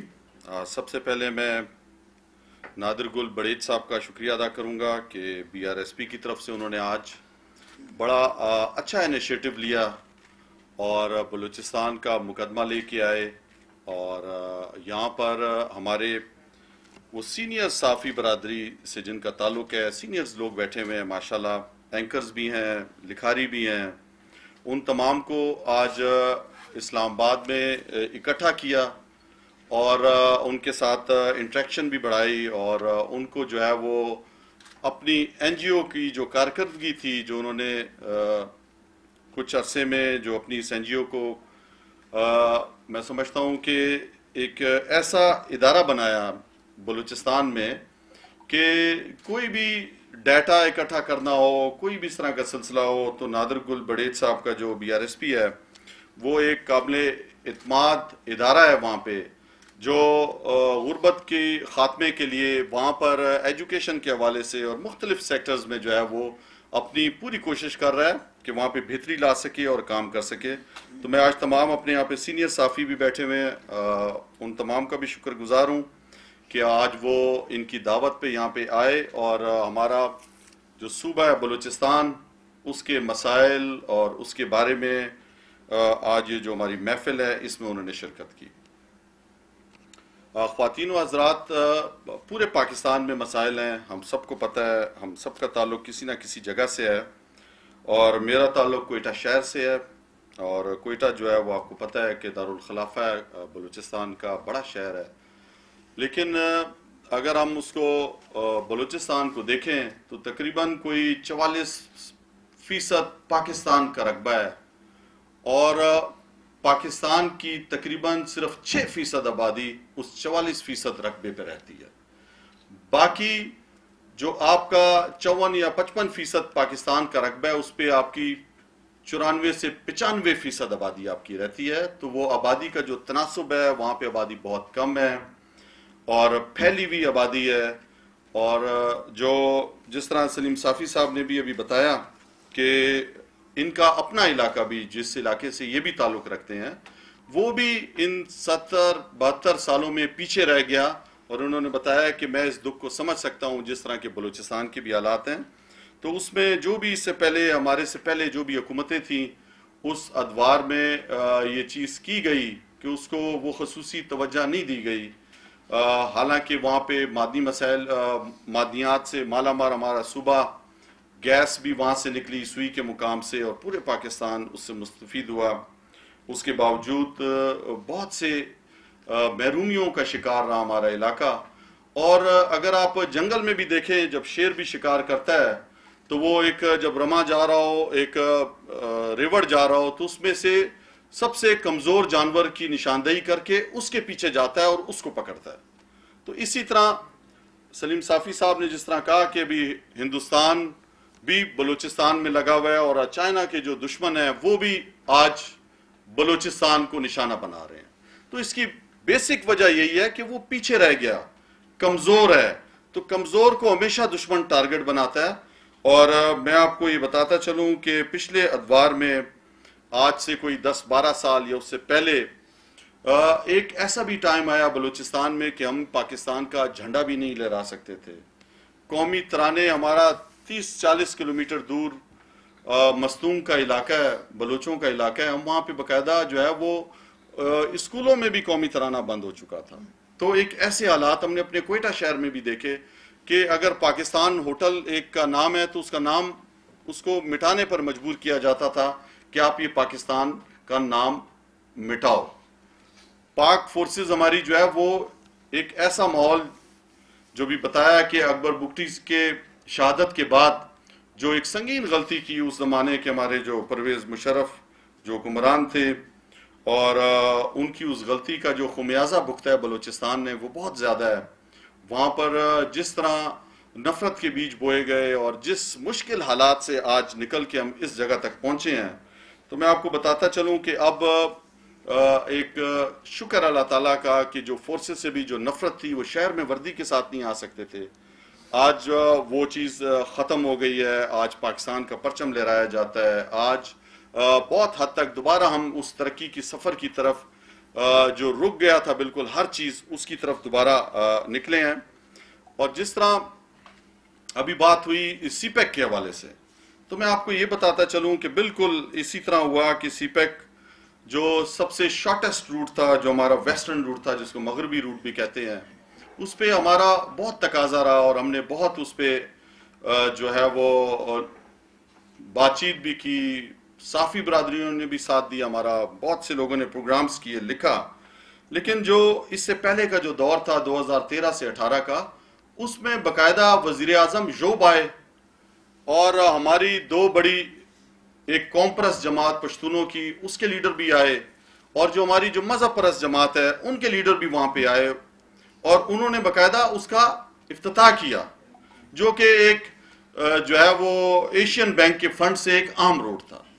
تو میں اب آپ کو بتاتا چلوں کہ ہماری جب حکومت آئی تو اس کے بعد ہم نے باقاعدہ جو آپ کا آج بھی روٹ, جس طرح سلیم صافی صاحب نے کہا کہ پہلے بہت تیزی سے کام ہو رہا تھا, اسلام آباد سے جو ڈیرہ اسماعیل خان کا جو روڈ ہے اس پہ بھی کام شروع ہے. اور پاکستان تحریک انصاف کی حکومت میں ہم نے یوب سے کشلاک تک 306 کلومیٹر کا جو روڈ ہے اس کا باقاعدہ ہم نے آغاز کیا ہے. سی پیک کے حوالے سے جو ہمارا ویسٹرن روٹ تھا, جو شارٹیسٹ روٹ ہے, اس پہ باقاعدہ اس کے ٹینڈر بھی ہو چکے ہیں اور اس پہ کام بھی شروع ہو چکا ہے. تو یہ میں آپ کو بتاؤں کہ یہ پاکستان تحریک انصاف کی حکومت نے جو ہمارا اس پورا جس میں وزیرستان کا بھی علاقہ آتا ہے, ڈیرہ اسماعیل خان سے جو یوب کا علاقہ ہے, اس میں سے علاقہ غیر جو پہلے تھا اس سے ہوتا ہوا یہ روٹ یوب جائے گا, اور یوب سے پھر کوئٹہ, اور اس کے بعد یہ آگے سوراب سے ٹچ ہوگا جو پہلے سے روٹ بن چکا ہے. بہت سے کام ہیں بلوچستان میں کرنے کے لیے. آپ جب خود سوچیں جو 70 سالوں سے جو چیز پیچھے رہ گئی ہو, اس کو جو ہے آپ کو کتنی ضرورت ہے اس میں کام کرنے کی, ایجوکیشن کے حوالے سے, صحت کے حوالے سے, انفراسٹرکچر کے حوالے سے. پھر وہاں پہ جو اور جو محرومیاں ہیں وہاں پہ آپ کو پتہ ہے اکثر جو ہمارا کوئٹہ شہر ہے وہاں پہ پینے کا پانی کا بہت بڑا مسئلہ ہے. وہاں پہ ہائٹ پہ ہے 5,500 فٹ پہ ہے کوئٹہ, اس کے ارد گرد کوئی نہری نظام نہیں ہے. وہاں پہ آپ اس طرح نہیں ہے کہ چشموں کا پانی آ جائے, تو خشک علاقہ ہے. وہاں پہ بارشوں پہ ہم سے پہلے بھی وہ گریزنگ لینڈ ہوتا تھا, اور وہاں پہ کاریزات سسٹم تھا بہت پرانا. تو کاریزات سے جو پانی لے کر جو پانی پیا جاتا تھا, تو وہاں پہ اس زمانے میں اتنی کوئی فصلیں نہیں ہوتی تھی. ایک دور آیا آج سے 30-40 سال پہلے, وہاں پہ لوگوں نے باغات بنانا شروع کر دیے, تو اس سے ہمارا کوئٹہ کا پانی اور تیزی سے نیچے چلا گیا, اور اب تقریباً 1200 سے 1000 سے 1200 فٹ سے ہم پانی نکالتے ہیں. لوگوں میں اویئرنس نہیں ہے. بجلی سے وہ پانی ہم نکالتے ہیں اور اس کے بعد ہم فلیش کی ٹینکی میں وہ پانی ضائع کر دیتے ہیں, موٹر سائیکل دھونے میں ضائع کر دیتے ہیں. وہ اتنا قیمتی پانی جو پینے کے لیے انسانوں کے لیے, تو اس پہ بھی بہت زیادہ کام کی ضرورت ہے میں سمجھتا ہوں. ہم نے ابھی جو میں آپ کو اپنا ریسنٹ بتاتا ہوں, جب سے ہم آئے ہیں ہم نے باقاعدہ وہاں پہ گوادر میں بھی کام شروع کیا ہے. گوادر انٹرنیشنل ایئرپورٹ پہ کام شروع کیا. گوادر میں جہاز لنگر انداز ہوئے, ابھی پھر ایک آیا ہوا ہے جہاز. تو میں سمجھتا ہوں کہ گوادر کے اندر کام جو رکا ہوا تھا اس کو دوبارہ شروع کیا گیا ہے. اب تقریباً کوئی 1.5 माह पहले 600 अरब रुपए का हमने एक पैकेज का ऐलान किया जो सौदर्न बलूचिस्तान के जो 9 अजला थे, जिसके अंदर तुर्बत, अवारान, खुजदार, मंद, बलेदा, तुम, दश्त, ग्वादर, पसनी, ये जो इलाके थे, इसमें हमने बाकायदा पहले जाके खुद सर्वे किया और वहाँ पे 540 अरब रुपए इसमें वफाक के हैं और 60 अरब रुपए जो है वो बलूचिस्तान गवर्नमेंट के हैं, जिसमें हमने जो अपना जो प्लान है उसके अंदर डैम्स भी हैं, उसके अंदर यूनिवर्सिटी है, स्कूल्स अपग्रेड करने का, और जो सबसे जो ज्यादा जो हमने तवज्जो दी है वो कि किसी तरह इंसानों की जिंदगी में फर्क आए, उनका रोजगार ज्यादा हो। वहाँ पे जो है वो बॉर्डर मार्केट्स की तरफ जा रहे हैं इंशाल्लाह, वहाँ पे बहुत जबरदस्त खजूर उस इलाके में होता है, वहाँ पे उसका प्लांट लगाने की तरफ जा रहे हैं। तो बहुत से इस तरह की बहुत उसके अंदर तकरीबन कोई 100 के करीब प्रोजेक्ट्स हैं जिस पे हम बाकायदा काम शुरू कर रहे हैं। और उसकी एपेक्स कमेटी थी, अभी 3 दिन पहले मैं बलूचिस्तान गया, वज़ीर आला बलूचिस्तान की निगरानी में उस कमेटी ने बाकायदा काम भी शुरू कर दिया है। और वो 47 साल के बाद आप तसव्वुर करें कि कोई वज़ीर आज़म है वो तुर्बत जाता है। तुर्बत एक बड़ा खूबसूरत शहर है और तुर्बत के लोग बड़े पढ़े लिखे तहम्मुल वाले लोग हैं। तो बॉर्डर पे भी जो ईरान का जो बॉर्डर है उसके अंदर भी मार्केट्स बनाने की तरफ हम जा रहे हैं कि वहाँ के लोगों को जो है वो रोज़गार मिल सके, काम कर सकें। मैं आपको ये यकीन दिलाता हूँ कि ये शुरू से हुआ कि किसी ने माफ़ी मांगी, किसी ने कुछ किया। मैं 2-3 दफ़ा वज़ीर आज़म के साथ गया और बलूचिस्तान की कैबिनेट में, तो अक्सर कैबिनेट के लोगों ने कहा कि आप कितने पैसे लेके आए हैं। वज़ीर आज़म से कहा कि आप क्या देने आए हैं हमें, कितने पैसे लेके आए हैं। तो मेरे अक्सर दोस्त हैं, वो बोलते कितना, क्या बैग लाए हो, क्या लाए हो अपने साथ। तो वज़ीर आज़म इमरान खान ने कहा कि मैं इस तरह कुछ भी आपसे झूठा वादा नहीं करूंगा। इससे पहले जो भी मिनिस्टर्स बैठे थे कि इससे पहले वाले वज़ीर आज़म ने ये बोला और वो तो ये कहता रहा और उसने कुछ नहीं किया। तो वज़ीर आज़म इमरान खान साहब ने कहा कि मैं आपसे कोई झूठा वादा नहीं करूंगा, मैं पहले खुद देखूंगा, प्लान करेंगे और जो भी आप लोगों के साथ मिल के जो आपकी हुकूमत और आप प्लान्स दोगे, जो इस तरह के मंसूबे होंगे जिसमें इंसानों की ज़िंदगी में बेहतरी आए, तो इंशाल्लाह वो करेंगे। तो अब हमने ये प्लान किया है कि बलूचिस्तान के पहले 9 अजला में हम गए जो सबसे पसमानदा अजला थे, उसमें हमने पैकेज का ऐलान किया। और अब इंशाल्लाह हम जो वहाँ के जो शुमाली अजला हैं वहाँ पे भी जाएंगे और उधर की भी जो महरूमियाँ हैं, जो ऐसी चीज़ें हैं, जो बेसिक चीज़ें हैं जिससे इंसानों की ज़िंदगी में फ़र्क आए, इंशाल्लाह वो भी हमारा प्लान है। बाकी रह गया कि एजुकेशन का और दूसरी चीज़ें, बिल्कुल बहुत ज़रूरत है वहाँ पे कि हमारे नौजवान जो है वो पढ़ें, पढ़ाई की तरफ जाएं। सेहत की सहूलतों का बहुत ज़्यादा कान था आप सबके सामने। अभी जब कोरोना वायरस भी आया तो ईरान बॉर्डर से जो हमारे ज़ायरीन आए वो पहले वहाँ पे आए, मुश्किलात का भी उनको सामना करना पड़ा। लेकिन इंसान जब हिम्मत करता है, हौसला करता है, तो फिर इरादे में अगर मजबूत हो तो अल्लाह ताला भी उसके साथ देता है और वो बहुत से काम कर जाता है। हमारी भी पूरी कोशिश है कि हम अपनी इस दौर में जो एक हमें अल्लाह ने मौका दिया है उसके अंदर हम जो है वो सिक्योरिटी इश्यूज जो हैं बलूचिस्तान के भी, आपने देखा कि जिस तरह हज़ारा बरादरी के साथ एक दफ़ा दोबारा एक बड़ा अफसोसनाक वाक़या हुआ। मैं वहाँ पे खुद 6-7 दिन था वहाँ पे और उस मसले को जो एक काफ़ी बड़ा मसला बनता जा रहा था उसको हमने हल किया। तो चैलेंजेस हैं, जिस तरह अभी मेरे भाई ने बताया कि चाइना एक बहुत बड़ा मुल्क है, इक़्तिसादी एक ताकत बनने जा रहा है, तो उसके भी दुश्मन जो है वो घात लगाकर बलूचिस्तान में बैठे हुए हैं और वो पाकिस्तान के इस कमज़ोर हिस्से को और कमज़ोर करना चाह रहे हैं। तो मेरी आप तमाम साफियों से ये दरख्वास्त होगी कि आपने बहुत आप लिखते हो और अल्लाह ताला ने आपको आपकी कलम में भी ताकत दी है, आपके बहुत ज़्यादा चाहने वाले भी हैं, आपको फॉलोअर्स हैं आपके बहुत ज़्यादा, आप टीवी पे बैठते हो, आपको लोग सुनते हैं। तो आपने जिस तरह अभी सलीम साफ़ी साहब ने कहा, आपने ये मुकदमा भी प्लीज़ लड़ना है कि उस कमज़ोर हिस्से में कौन सी वो आलमी ताकतें हैं जो इसके अमन को नुकसान पहुँचाती हैं, जो इसको पहले से पीछे रह गया, अब इसको उस सतह पे भी नहीं आने देती, जो हम कोशिशें करते हैं, फिर एक ऐसा हादसा हो जाता है जिससे जो है वो दोबारा पीछे चला जाता है। तो इंशाल्लाह पूरी कोशिश होगी कि हम हक अदा करें। मैं खुसूसन और आपको ये बताता चलूं कि कोयटा में 1980 में गैस आई और इससे पहले पाकिस्तान के मुख्तलिफ हिस्सों में गैस आ चुकी थी। इससे पहले भी बहुत सी हुकूमतें आईं।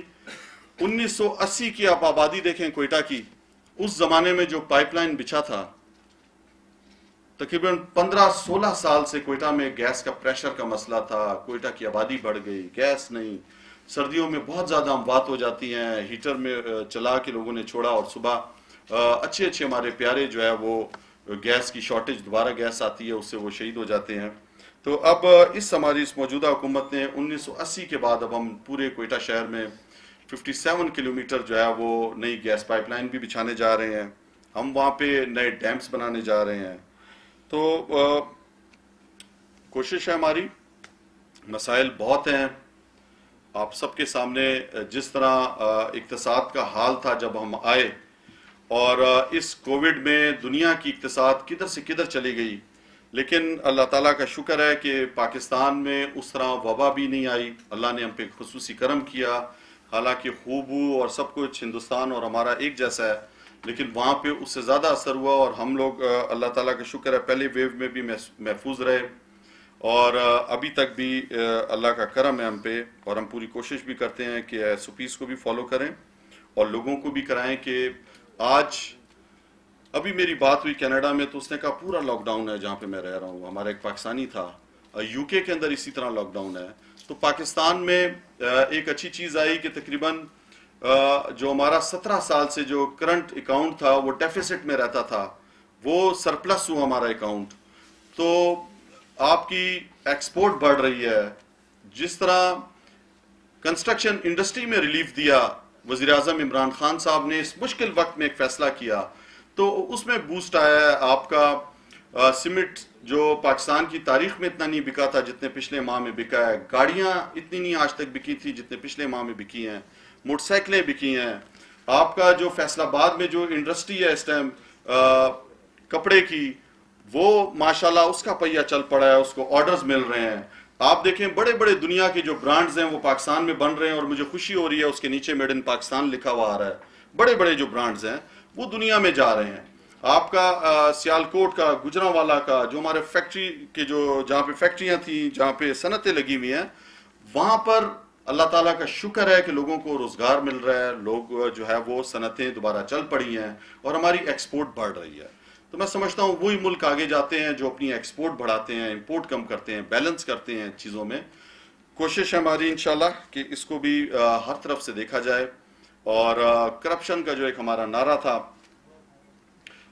जिस पे इंसाफ के नाम पर ये जमात बनी 23 साल से, तो मैं समझता हूँ कि उस पर भी काम जारी है। आप सबके सामने है कि जो 3 दफ़ा के वज़ीर आज़म रहे उनको आपकी इसी सुप्रीम कोर्ट ने नाअहल करार दिया और किस वजह से दिया और किस तरह वो बाहर गए और बीमारी का जो भी सिलसिला था। तो आज की जो मौजूदा हुकूमत है उसकी पूरी तवज्जो है कि वो अपने इंसानों पर जो पाकिस्तानी हैं उनकी ज़िंदगियों में बेहतरी लाए। आपने देखा जब लॉकडाउन का भी आया तो तमाम ममालिक ने कॉपी पेस्ट लॉकडाउन, लेकिन वज़ीर आज़म इमरान खान साहब ने कहा कि मैं अपने हालात, हमारे यहाँ पे गुर्बत है, आबादी ज़्यादा है, इसको देख कर फैसला करूँगा। तो वो आज फैसला पूरी दुनिया ने सराहा आप सबके सामने कि वो स्ट्रेटजी हमारी कामयाब रही।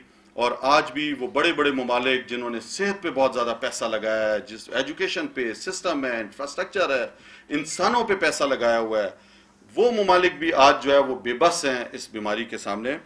तो इसमें मैं समझता हूँ कि जिस तरह ये BRSP ने आप तमाम लोगों को बुलाया और हमारे एक छोटे सूबे बलूचिस्तान का मुकदमा आपके सामने रखा, आप तमाम का भी शुक्रिया अदा करूँगा। और आपसे भी जिस तरह सलीम साफ़ी साहब ने कहा कि मैं बलूचिस्तान के मुख्तलिफ अजला में गया हूँ, ख़ुद फिरा हूँ, मैंने वहाँ के लोगों की जो बलोच इलाके हैं वो भी मैंने देखे, पश्तून इलाकों में भी गया। तो इंशाल्लाह BRSP भी आपको सपोर्ट करेगी, मैं भी आपके साथ हूँ। जब भी आप में से कोई भी जाना चाहे हम इकट्ठे जाएंगे, इलाके देखेंगे, मसाइल देखेंगे, आप उनकी निशानदही कीजिए, आप अच्छी अच्छी तजावीज़ दीजिए हम सबको कि किस तरह हम तेज़ी से बेहतरी ला सकते हैं, काम में इम्प्रूवमेंट कर सकते हैं।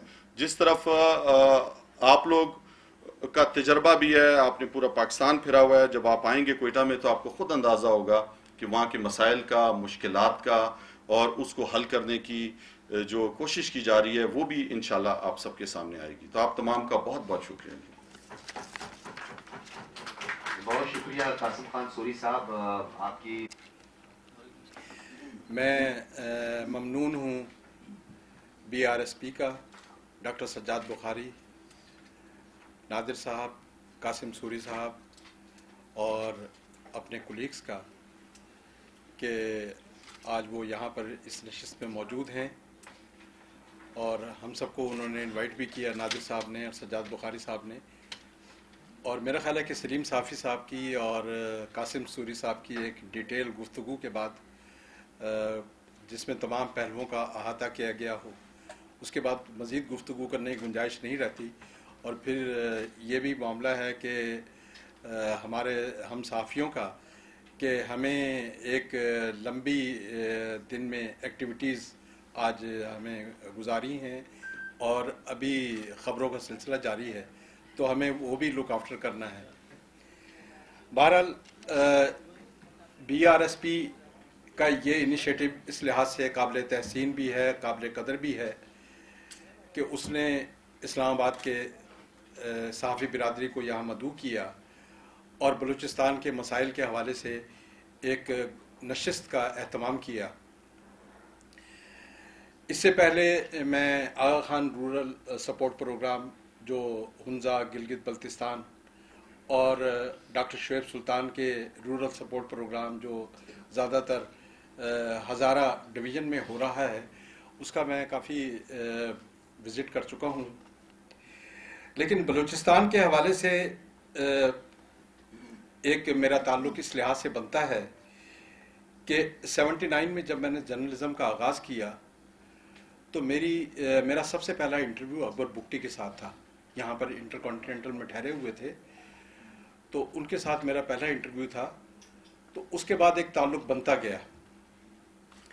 लेकिन 2000 में जब मुशर्रफ दौर आया, उसके बाद चूँकि मैं नेशनल असम्बली को मैंने बड़ी करीबी कवर किया 85 से, और नवाब साहब के साथ बड़ी तफसीली नशिस्तें होती रही यहाँ पर। लेकिन जब 2000 में बलूचिस्तान का मसला उठा और अकबर बुगटी साहब का मसला उठा, तो इस्लामाबाद से मैं और मुझे ये एजाज़ हासिल है कि मैं और अयाज़ अमीर दो ऐसे जर्नलिस्ट थे जिन्हें बुगटी साहब ने अपनी टीम में शामिल किया और हम उन मुज़ाकरात में जो गवर्नमेंट की तरफ से हो रहे थे उस मुज़ाकराती कमेटी में आज उन्होंने ज़िक्र किया सलीम साफ़ी साहब ने शेख हसबत सईद साहब का, तो उस हवाले से दो नाम और भी मैं लेना चाहूँगा। मैं शेख हसबत सईद को भी कवर करता रहा हूँ जब ये नैब के प्रोसिक्यूटर थे, और उसके बाद उस ज़माने में जब जनरल अमजद जो है नैब के चेयरमैन थे, उस वक्त एक नाम और था ब्रिगेडियर शुजात ज़मीर डार साहब का, जिन्होंने नैब की स्ट्रेटजी प्लान बनाया, नैब को आगे बढ़ाया और उसके बाद वो FC बलूचिस्तान के कमांडर बने और कोर कमांडर भी बने बलूचिस्तान के। तो उनसे बड़ी नशिस्तें मेरी रही हैं बलूचिस्तान के हवाले से। और जिस ज़माने में अकबर बुगटी के साथ मुज़ाकरात हो रहे थे, शुजात ज़मीर डार साहब भी वहीं थे और उन पर कुछ अटैक वगैरह भी हुए थे। तो बलूचिस्तान के मसाइल का एक मेरी जज्बाती वाबस्तगी उसी दौर में हुई, और ये मुज़ाकरात क्यों टूटे ये भी एक अलग दास्तान है। लेकिन बुनियादी तौर पर जो बुगटी साहब का मौक़िफ़ था और बुगटी साहब जो मसाइल लेकर आ रहे थे कमेटी के सामने, उसमें तीन बड़े मसाइल थे। एक बलूचिस्तान के मादनी वसाइल, उनकी रॉयल्टी का मसला था। नंबर 2 गवादर का मसला था। इस गवादर के मसले में लोकल लोगों की जॉब्स का मसला था। और तीसरा मसला था लोकल डेवलपमेंट का वहाँ पर। और मुझे ये कहा जाता है कि अकबर बुगटी जो हैं या उस वक्त की जो लीडरशिप थी बलूचिस्तान की, वो ज़ाती मफादात और माली मफादात, लेकिन मेरे पास भी कुछ डॉक्यूमेंट्स ज़रूर मौजूद हैं। उसमें 360 ऐसे स्कूल भी थे जो बुगटी साहब ने दिए थे जिनकी अपग्रेडेशन का मसला था, और वो चाहते थे कि उनकी अपग्रेडेशन हो। चूँकि भुट्टो साहब की शहादत हो गई, ये तमाम मसाइल जो है वहीं के वहीं दब कर रह गए। तो अब बलूचिस्तान रूरल सपोर्ट प्रोग्राम एक नए अज़्म के साथ आगे बढ़ा है और बलूचिस्तान की दूर दराज और पसमानदा इलाकों में तरक्की के जो इनिशिएटिव लिए हैं, मैं समझता हूं कि उन इनिशिएटिव को हम एक नई जहद उस वक्त दे सकते हैं। आज हमारे लिए एक अच्छा दिन इस लिहाज से भी है कि कासिम सूरी साहब यहाँ MDGs पार्लियामेंट्री जो कमेटी है, जो पार्लियामेंट का इंफ्रास्ट्रक्चर है, उसके चेयरमैन बने हैं।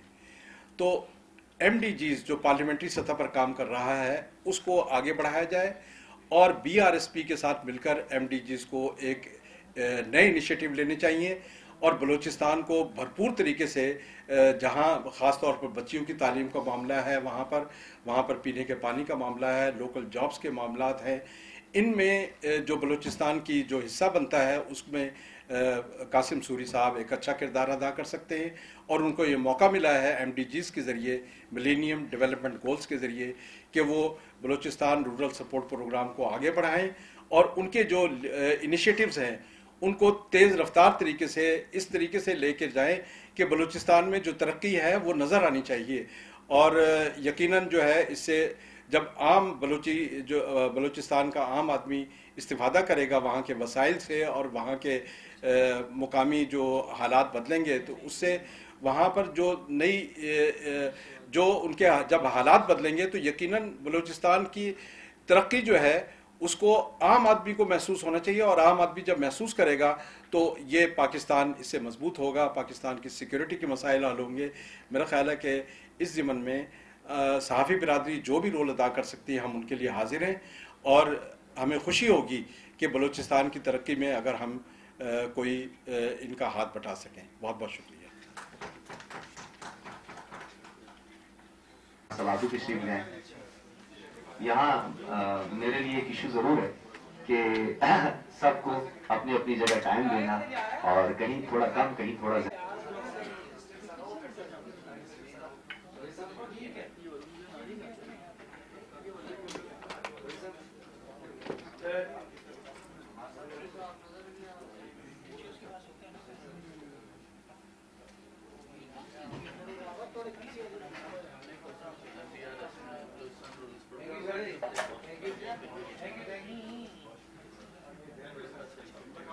इसका उन्हें भी फ़ायदा हुआ, इसका मुझे भी फ़ायदा होगा। सलीम साफ़ी साहब यहाँ पर मौजूद हैं, वो जितने बलूचिस्तान के मामले में अवेयर हैं, मुझे बहुत ज़्यादा एहसास कमतरी का एहसास होता है। उन्होंने अपनी गुफ्तगू का आगाज़ किया था कि अज़मत सईद साहब जो हैं उनको इंक्वायरी का हेड लगा दिया गया। ये बात उन्हें समझ नहीं आ रही। मैं हैरान हूँ कि इतने आकिल और फ़हीम हमारे दोस्त सहाफ़ी हैं, उनको ये बात क्यों नहीं समझ आ रही। सारे पाकिस्तान को समझ आ रही है। लेकिन मैं बड़े एहतराम से तमाम दोस्तों से इस बात का इकरार करना चाहता हूँ कि मुझे ज़ाती तौर पर बलूचिस्तान के बारे में ज़्यादा इल्म नहीं है। ये बड़ी बदकिस्मती है, इसमें मेरी नाअहली काहिली सब कुछ शामिल है। सुनी सुनाई बातें मुझे पता हैं, लेकिन अब कुछ मैं रिलेट कर सकता हूँ। मैंने बलूचिस्तान के बारे में हमेशा ये सुना है कि वहाँ पे मिसिंग पर्सन्स की एक तवील लिस्ट है। मैंने बलूचिस्तान के बारे में ये सुना है कि वहाँ पर नौजवानों को तालीम के मौक़े नहीं दिए जाते हैं। मैंने बलूचिस्तान के बारे में ये सुना है कि वहाँ पे लोगों के कारोबार बंद हो रहे हैं। मैंने बलूचिस्तान के बारे में ये सुना है कि वहाँ खौफ है, दहशत है। मैंने बलूचिस्तान के बारे में ये सुना है कि वहाँ आज़ादी इजहार की आज़ादी नहीं है। मैंने बलूचिस्तान के बारे में ये सुना है कि वहाँ अगर कोई शख्स सच बोलना चाहे तो उसे गद्दार या दहशतगर्द करार दिया जाता है। मेरी यही मालूमात हैं, जो बेसिक सी मालूमात हैं। लेकिन भला हो PTI गवर्नमेंट का गुज़िश्ता 2.5 साल में हमें ये सिर्फ बलूचिस्तान के बारे में नहीं پورے پاکستان کے بارے میں محسوس ہونے لگ گیا ہے. اس لیے اب ہم زیادہ ریلیٹ کر سکتے ہیں بلوچستان کے مسائل سے. وہی جو کچھ بلوچستان کے بارے میں سنتے تھے اب وہ سارے پاکستان میں ہونا شروع ہو گیا ہے. اور 2-2.5 سال کے قلیل عرصے میں یہ کارنامہ کرنا کوئی آسان بات نہیں ہے. میں بڑے احترام سے شکریہ ادا کرتا ہوں رورل سپورٹ والوں کا، بلوچستان والوں کا، جس طرح انہوں نے اپنی پریزنٹیشن دی.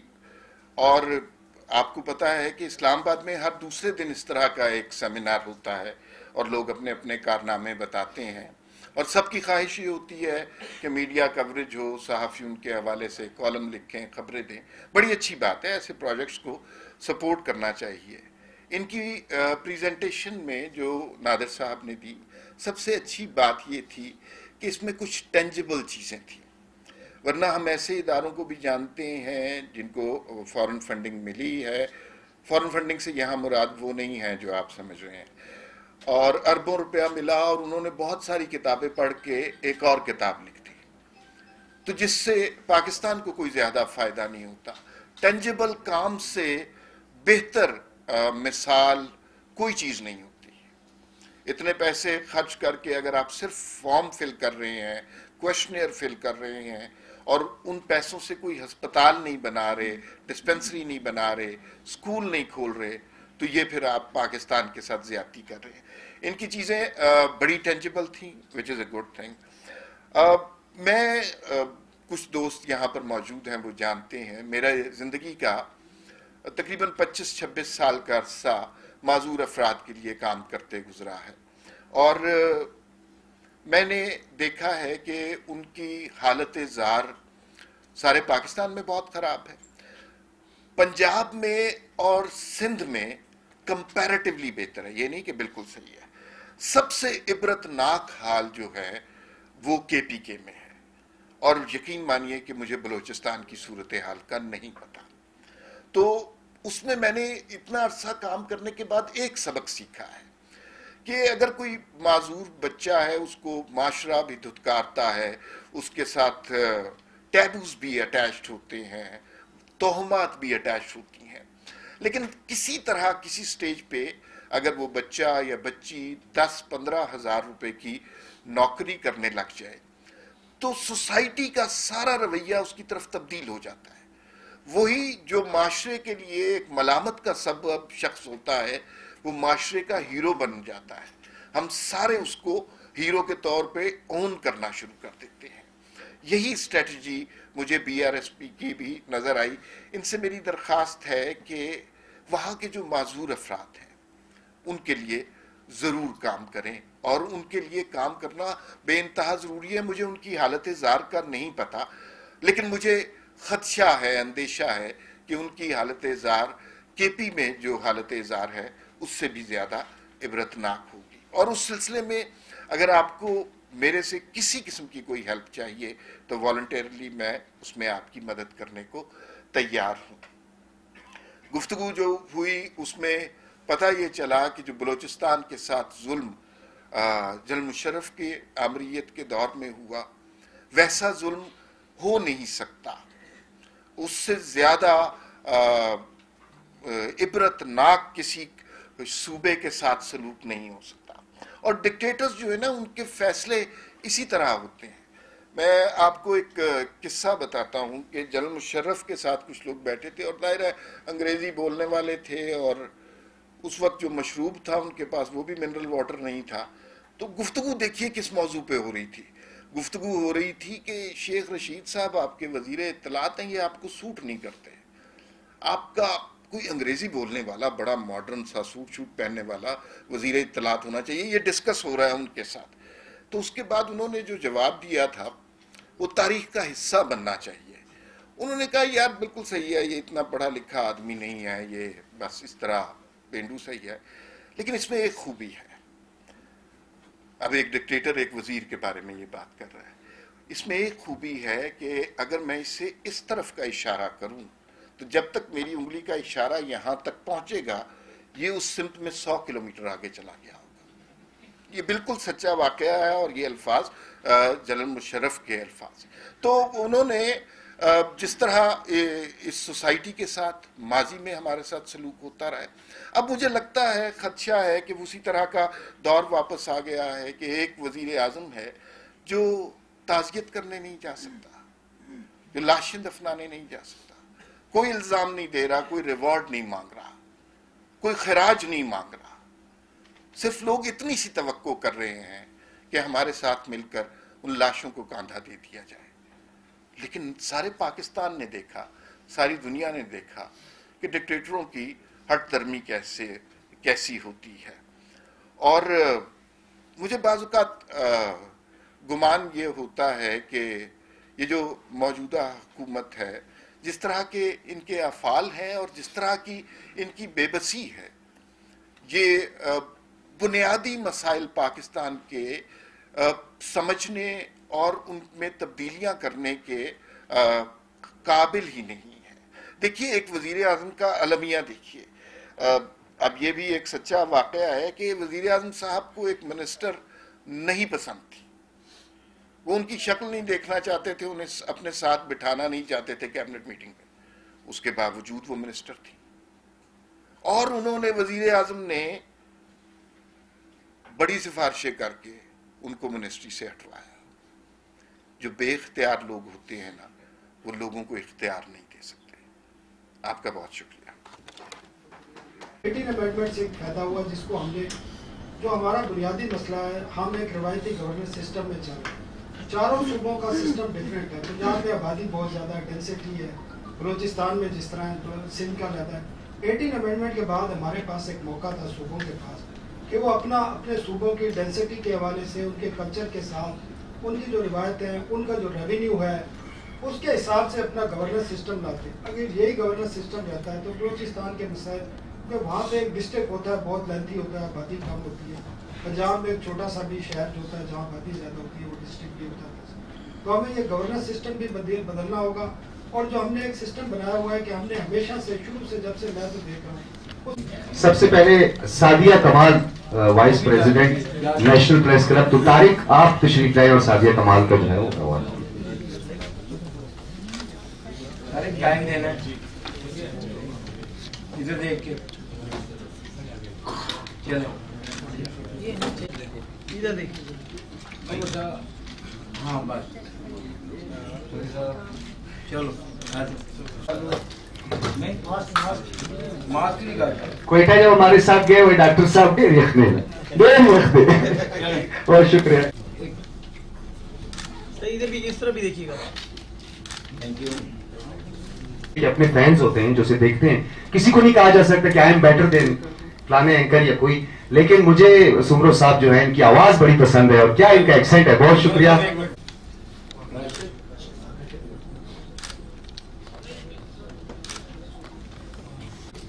ماسک اتار دیں ذرا، ماسک اتار.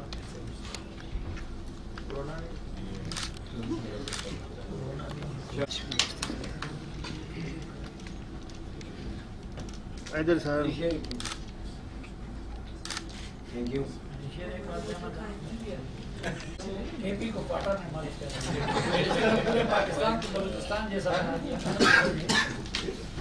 ہاں فائدہ اٹھاتے ہوئے سر آپ آئے، آپ آئے.